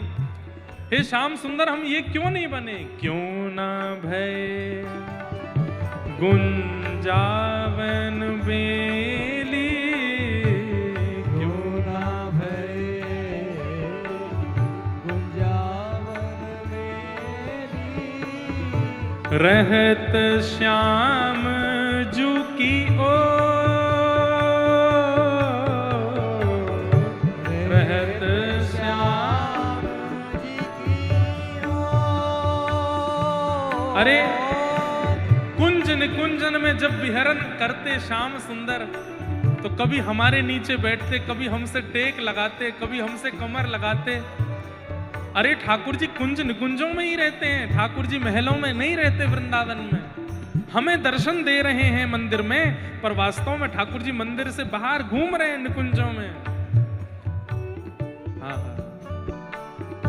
क्यों ना भय मकराकृत कुंडल, क्यों ना भय मकराकृत कुंडल। हे क्यों ना भय मकराकृत कुंडल, क्यों ना भय मकराकृत कुंडल। हे श्याम श्रवण झक झो,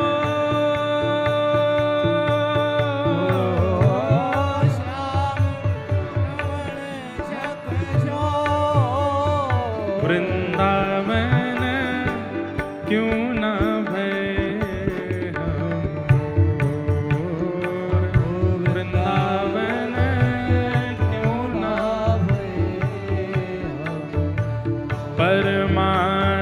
परमानंद दास को ठाकुर, परमानंद दास को ठाकुर। गोपिन के चित चोर, गोपिन के चित चोर। प्यारे वृंदावन क्यों ना भय हम मोर, वृंदावन क्यों ना भय हम वृंदावन क्यों ना भय हम मोर, वृंदावन क्यों ना भय हमरो। वृंदावन में मोर बन गए होते तो रहत करत निवास गोवर्धन ऊपर निरखत नंद किशोर। वृंदावन में क्यों ना भय वंशी कुल सजने अधर पियत घन घोर। और क्यों ना भय गुंजाबन बेली रहत श्याम जू की ओर। क्यों ना भय मकराकृत कुंडल। मकराकृत जानते हैं? मकर किसको कहते हैं? मगरमच्छ को। हमारे पंडरीनाथ कौन से कुंडल पहनते हैं? मत्स्याकृत। ये देखो मत्स्याकृत कुंडल पहनते हैं, मत्स्य आकृति के। क्यों? चंद्रभागा जी के भाव से। चंद्रभागा जी दूर हैं तो चंद्रभागा जी के मानो भाव से उन्हीं में प्रकट भई मत्स्य को ठाकुर जी कुंडल बना करके धारण करते हैं, स्वीकार करते हैं। हमारे वृंदावन में ठाकुर जी मयूराकृत कुंडल पहनते हैं, मकराकृत कुंडल पहनते हैं, मत्स्याकृत कुंडल पहनते हैं। इसके पीछे कारण है क्या? अब ग्वाल बालों के संग ठाकुर जी जब निकुंज में जाते हैं तो प्रेम का एक स्वभाव है, सबके सामने अपने प्रियतम से बात थोड़ी की जाती है। अब सामने प्रियतम खड़े हैं तो बात थोड़ी की जाती, इशारा किया जाता है। तो ठाकुर जी आज श्री जी को कह रहे हैं रात्रि में कहां रास विहार होएगो, तो ठाकुर जी ऐसे कुंडल पहन के जाते हैं, मयूराकृत कुंडल। मयूराकृत कुंडल पहन के जाएं तो किशोरी जी उससे समझ जाती हैं, ओहो मोर कुटी पे होएगो आज रास। ठाकुर जी मत्स्याकृत कुंडल पहन के चले जाते हैं तो श्री जी समझ जाती हैं यमुना पुलेन पे होएगो आज रास। ठाकुर जी मकराकृत कुंडल पहन के चले जाते हैं तो मगरमच्छ कहाँ रहते हैं? नदियों में रहते हैं या फिर सरोवर में रहते हैं, स्थिर जल में रहते हैं। तो किशोरी जी को मानो संकेत कर रहे हैं स्थिर जल, जहां पे कमल उखे होंगे, जहां पे नेक मकर जैसे होंगे, मकर तो नहीं होंगे पर मकर से मानो स्थिर जल का संकेत कर रहे हैं ठाकुर जी, वहां करेंगे आज रास। बड़ी बड़ी भावना है भैया हमारे ब्रज की, सब भाव। किशोरी जी कभी कभी किशोरी जी के श्रृंगार से ठाकुर जी को पता चलता है कि आज रास बिहार कहाँ होना है। बोले कैसे? किशोरी जी के जो पत्रावली का श्रृंगार है उसमें ठाकुर जी बिंदी गिनते हैं कितनी है, 8 बिंदी यहाँ 8 बिंदी यहाँ। तो मानो किशोरी जी कह रही हैं अष्ट सखी हमारी 8 सखा तुम्हारे, तब होएगा रास। और कोई बिंदी नहीं है, केवल एक बिंदी यहाँ धरी है। तो किशोरी जी मानो संकेत कर रही हैं अकेले आई हो आज कोई मत लेके आई हो। ठाकुर जी के किशोरी जी के जो वस्त्र होते हैं उन वस्त्रों के आभूषण ठाकुर जी बड़े गौर से देखते हैं और उससे संकेत लगाते हैं कि आज कौन से वन की किशोरी जी आज्ञा कर रही हैं, वहां रास होएगा। भैया वृंदावन जाकर के ठाकुर जी के रास को पढ़ा कर, ठाकुर जी के श्रृंगार को पढ़ा करो, क्या संकेत कर रहे हैं ठाकुर जी। आज ठाकुर जी ने काले कलर की कछु नीचे धारण कर रखी है, वहां पे आभूषण कैसे वर्ण के हैं, ऊपर मुकुट किसका संकेत कर रहे हैं ठाकुर जी। संकेत के बिना ठाकुर जी का श्रृंगार होता ही नहीं है, हम दावे से कह सकते हैं इस बात को, बस संकेत समझने वाला हो कोई। ठाकुर जी संकेत करते हैं और अगर आपने संकेत समझ लिया तो निश्चित है कि कुछ अनुभव ठाकुर जी का आपको हो जाएगा। संकेत करते हैं ठाकुर जी। तो इस प्रकार वेणु गीत के माध्यम से गोपियां ठाकुर जी के मधुर लीलाओं का चिंतन कर रही हैं। तत्पश्चात ठाकुर जी सब ब्रजवासियों को लेकर के गोवर्धन गए। हमने पूजा तो कल ही कर ली, लेकिन कथा तो इतने रज रज के यहाँ भाव आ रहे हैं। और या यूं कह लो 1 महीना बाद हमको व्यासपीठ मिली तो हम कुछ ज्यादा ही भाव से धीरे धीरे सुना रहे हैं। अब जाके गोवर्धन लीला पे पहुंचे हैं। तो ब्रजवासी जन सब इंद्र की पूजा करते थे। ठाकुर जी बोले जब मैं मिल गया तो भैया और इनके चक्कर में काहे को पड़े हो, मैं मिल गया तो मेरी मुंह पे विश्वास। ठाकुर जी आराधना से प्रसन्न नहीं होते, ठाकुर जी पूजा नहीं कराना चाहते। ठाकुर जी कहते हैं बस मुंह पे भरोसा रखो, वही मेरी आराधना है, वही मेरी सेवा है। सब जगह जावे की आवश्यकता का है, जाने का अवसर मिले तो सब जगह जाओ। महाकाल का बुलावा आवे तो निश्चित जाओ, विश्वनाथ का बुलावा आवे निश्चित जाओ, वैष्णो देवी मैया का आदेश आवे निश्चित जाओ, कहीं और जाने का आदेश आवे निश्चित जाओ। हनुमान चालीसा हुए खूब उछल उछल करके गा करके नृत्य करो, परंतु सबसे एक ही कामना करो, हे महाकाल भगवान आप भी जिनके रास में गोपी बनकर के विराजते हैं उनके रास का अनुभव हमको हो, ऐसी कृपा करो। हे काशी विश्वनाथ भगवान आप भी हम पर कृपा करो कि उन ठाकुर जी का सुंदर रस हमको प्राप्त हो।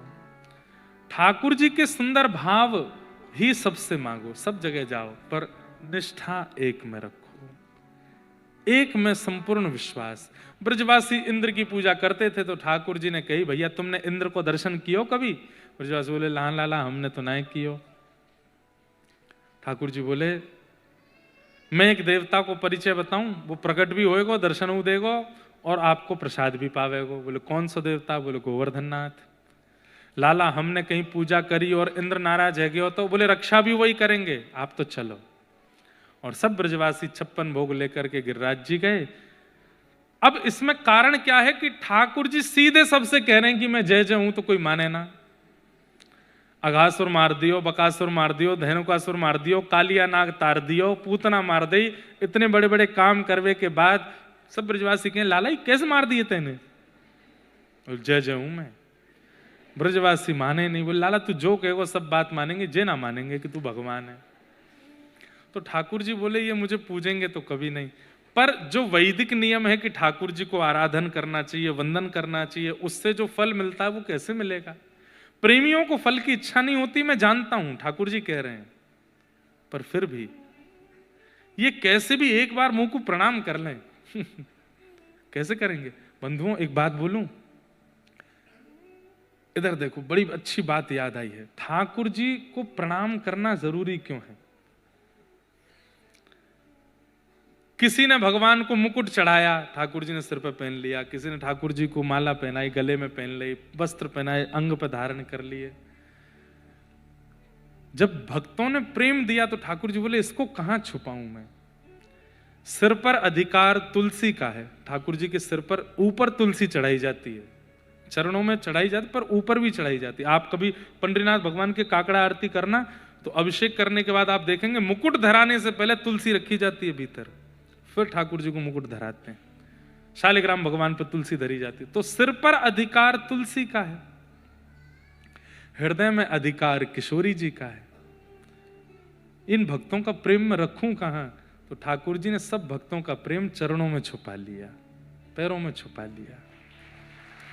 इसीलिए करार विंदेन पदार विंदम मुखार विंदे विनवेशयन्तम वटस्य पत्रस्य पुटे शयानम बालम मुकुंदम मनसा स्मरामि। श्री कृष्ण गोविंद हरे मुरारे, हे नाथ नारायण वासुदेव, जिहुवे पिबस्वामृतमेव तदेव, गोविंद दामोदर माधवे। करार विंदे, अपने हाथों से, करार विंदेन पदार विंदम, ठाकुर जी अपना एक पैर पकड़ते हैं, और मुखार विंदे विनवेशयंतम, छोटे से गोपाल जी अपने पैर का अंगूठा क्यों पी रहे हैं? बोले भैया सब भक्तन को प्रेम यही है, और उन भक्तन को जो प्रेम है वही को मैं पान करूं। आज भी ठाकुर जी रात्रि में अपना अंगूठा पीते हैं पैर का, क्यों? दिन भर में जितने भक्त प्रणाम करके गए सबन को प्रेम ठाकुर जी अपने अंदर धारण करें, इसलिए ठाकुर जी को प्रणाम करना बहुत जरूरी है। ब्रजवासी सब ठाकुर जी को हृदय से लगावे, सिर के ऊपर चढ़ जावे, ठाकुर जी कहें अरे यहाँ तो तुलसी बैठी है, यहाँ श्री जी बैठी हैं, इन ब्रजवासी को प्रेम तो मेरे हृदय में जा ही रहो, लेकिन एक बार प्रणाम कर लेंगे तो रात्रि में उंगली चौंक लूंगा अपने चरण की, सब प्रेम मेरे भीतर आ जाएगा। पर कैसे करें प्रणाम? जे मुंह को प्रणाम नहीं करेंगे। तब ठाकुर जी ने मन में विचार कियो, गिरिराज बाबा को रूप धारण करके इनसे प्रणाम करवाऊंगा। और तब ठाकुर जी इनको लेकर के गोवर्धन गए और वहां 56 भोग पधराने के बाद में जैसे ही 4 भुजा धारण करके ठाकुर जी प्रकट भये, लाओ ब्रजवासियों भोग, लाओ ब्रजवासियों भोग। आहा, एक रूप से ठाकुर जी नीचे ब्रजवासियों के संग खड़े हैं और एक रूप से विशेष श्रृंगार करके ठाकुर जी गिरिराज जी के ऊपर खड़े हैं। बोलो गोवर्धन नाथ की। आहा, सब ब्रजवासी बोले लाला जो सांची देवता है? बोले हाँ, 4 भुजा हैं। तो मधुमंगल श्रीधामा तो चेक करने गए, नकली तो नहीं है, दोनों भुजा ने पकड़ पकड़ खींच रहे हैं। ठाकुर जी गिरिराज बाबा बोले क्या कर रहे हो? क्या कर रहे हो भैया? देख रहे हैं नकली तो ना है ना, नंद बाबा असली की हैं, 2-2 भुजाया की, तो असली देवता है, यही की पूजा करो। सब ब्रजवासियों ने अपने अपनी सामग्री गिरिराज बाबा को चढ़ाई। वो स्वरूप कितना सुंदर लगता है, मुझे इतना प्यारा लगता है ये छवि ठाकुर जी की। आहा, यह लीला सब करत कन्हाई, यह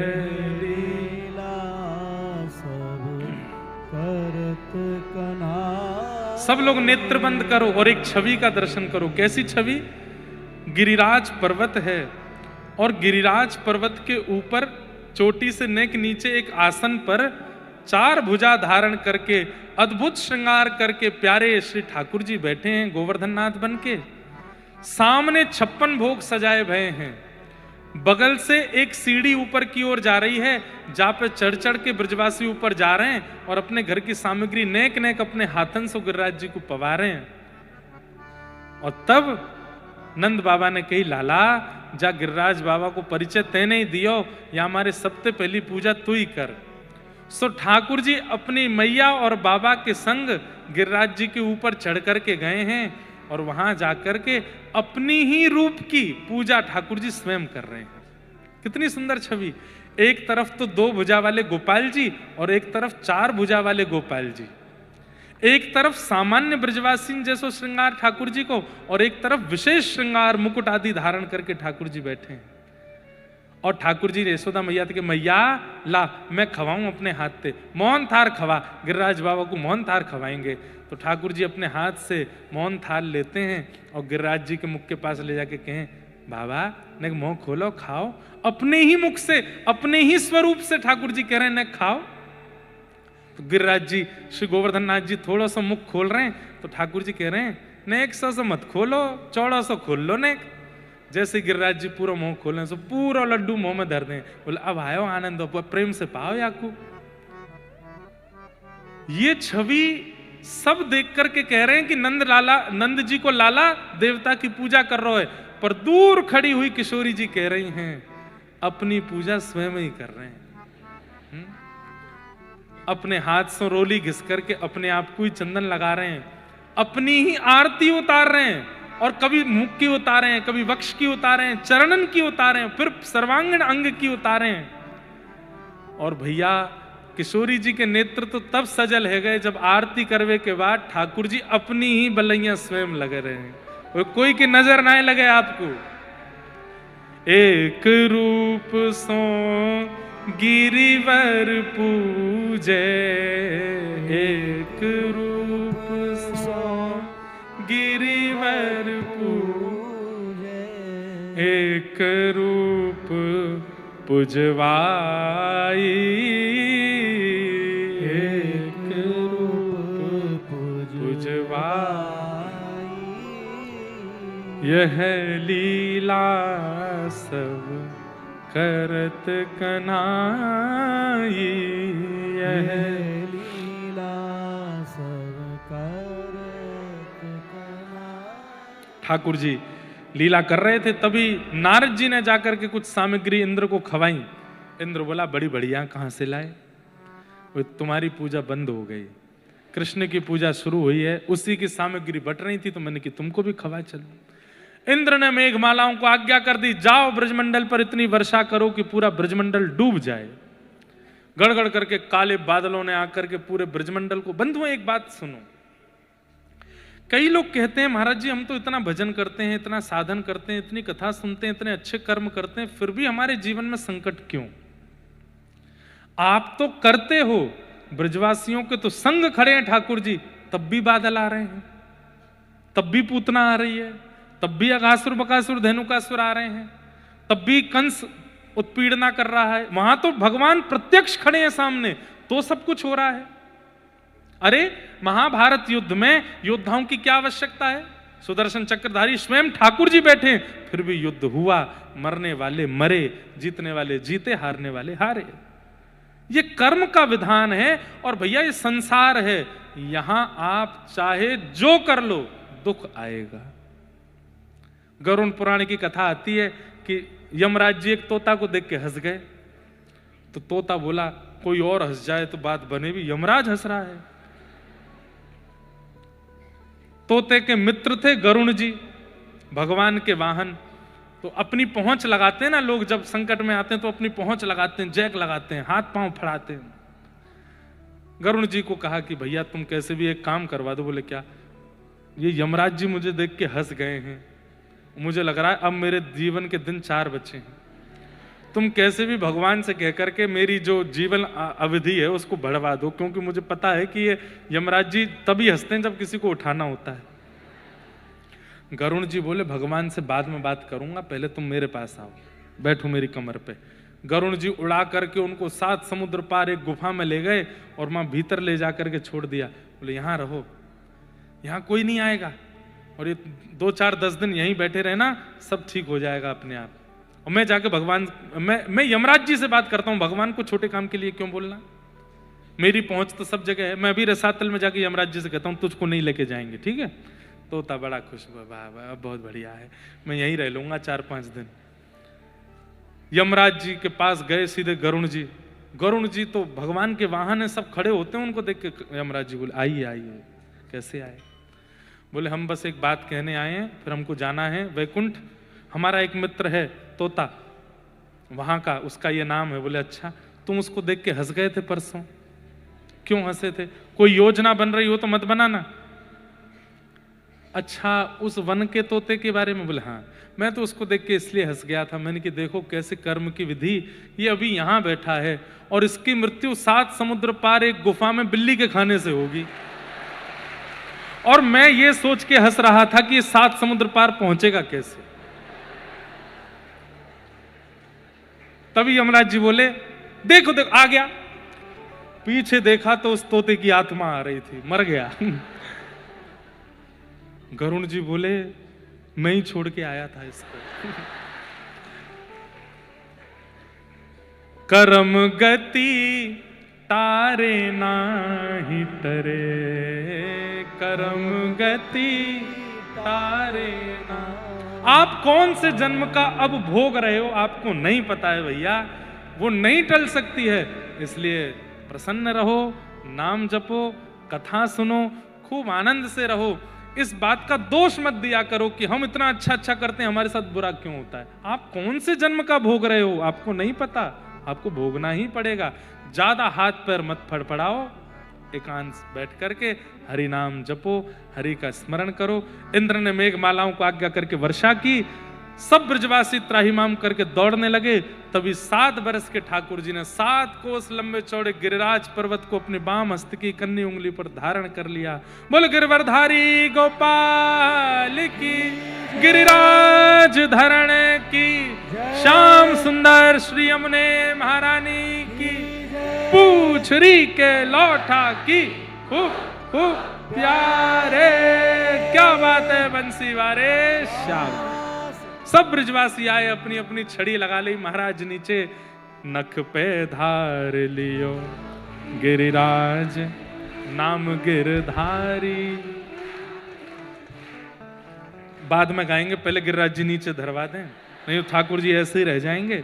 7 दिन तक ठाकुर जी ने धारण किए। ब्रजवासियों ने छड़ी लगाई। बोले लाला तू अपनी उंगली हटा ले, हमने छड़ी लगाई ली है। ठाकुर जी बोले 21 किलोमीटर बड़ा पर्वत है, छड़ी पर टेकेगा ये? ब्रजवासी बोले हम भी तो वही बोल रहे हैं, 21 किलोमीटर बड़ा पर्वत तेरी उंगली पर टेकेगा? ठाकुर जी बोले तो हटा रहा हूं मैं उंगली। जैसे ही अपनी उंगली ने ढीली करी, महाराज चट चट चट चट सबकी छड़ियां टूटने लगी। लाला संभाल संभाल संभाल। 7 बरस के ठाकुर जी ने बाम हस्त की कन्नी उंगली के नख पे धारण किए गिरिराज जी, और गिरिराज जी संभल गए। सब ब्रजवासी बोले लाला कैसे उठाए? ठाकुर जी बोले हम जय जय हैं, हम जय जय हैं। ए मधुमंगल श्री दामा चलो प्रणाम करो। लाला प्रणाम तो नहीं करेंगे, तेने जरूर कोई टोना टोटका सीख रखे पहाड़ वाड़ ने उड़ावे के, तू जय जय तो नहीं है। ठाकुर जी बोले अरे ब्रजवासियों, कछु माखन को बल बढ़ो, कछु गोपन करी सहाय, श्री राधे जू की कृपा सो मैंने गिरिवर लियो उठाए। आप सबन की इच्छा सो, आशीर्वाद सो, किशोरी जी की कृपा, मुंह में बल नहीं है, आप सबकी कृपा सो मैंने उठाए। अमानी ना ठाकुर जी का नाम आता है कि वो मान रहित हैं, करने के बाद श्रेय दूसरों को दे देते हैं। सब ब्रजवासियों को श्रेय दे दिया, तुम सबके आशीर्वाद से मैंने उठाए हो, तुम सब टकटकी लगा के मेरी उंगली पे देख रहे, तुम सबन की शक्ति मेरी, लाखों ब्रजवासी इनकी शक्ति उंगली में आ गई, मैंने गिरिराज जी उठा लिए। ब्रजवासी बोले तभी तो हम कहें कमजोर क्यों है गए हम, सबरी शक्ति तेरी उंगली में चली गई लाला। ऐसे सब ब्रजवासियों के संग ठाकुर जी ने लीला की। 7 दिन बाद इंद्र को अपनी गलती का अनुमान हुआ, चरणों में आके क्षमा मांगी, वर्षा बंद हुई, गिरिराज जी नीचे पधरा दिए। तब ब्रजवासी ठाकुर जी को कंधा पे लेकर के नृत्य करते हुए गा रहे हैं, हे नख पे धार लियो गिरिराज, नाम गिरधारी पायो है। नख पे धार गिरिराज नाम गिरधारी पायो हे नख पे धार लियो गिरिराज, नाम गिरधारी पायो है।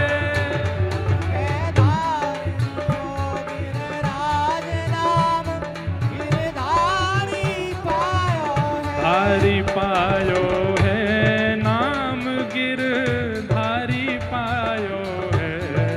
हाँ धारी पायो है,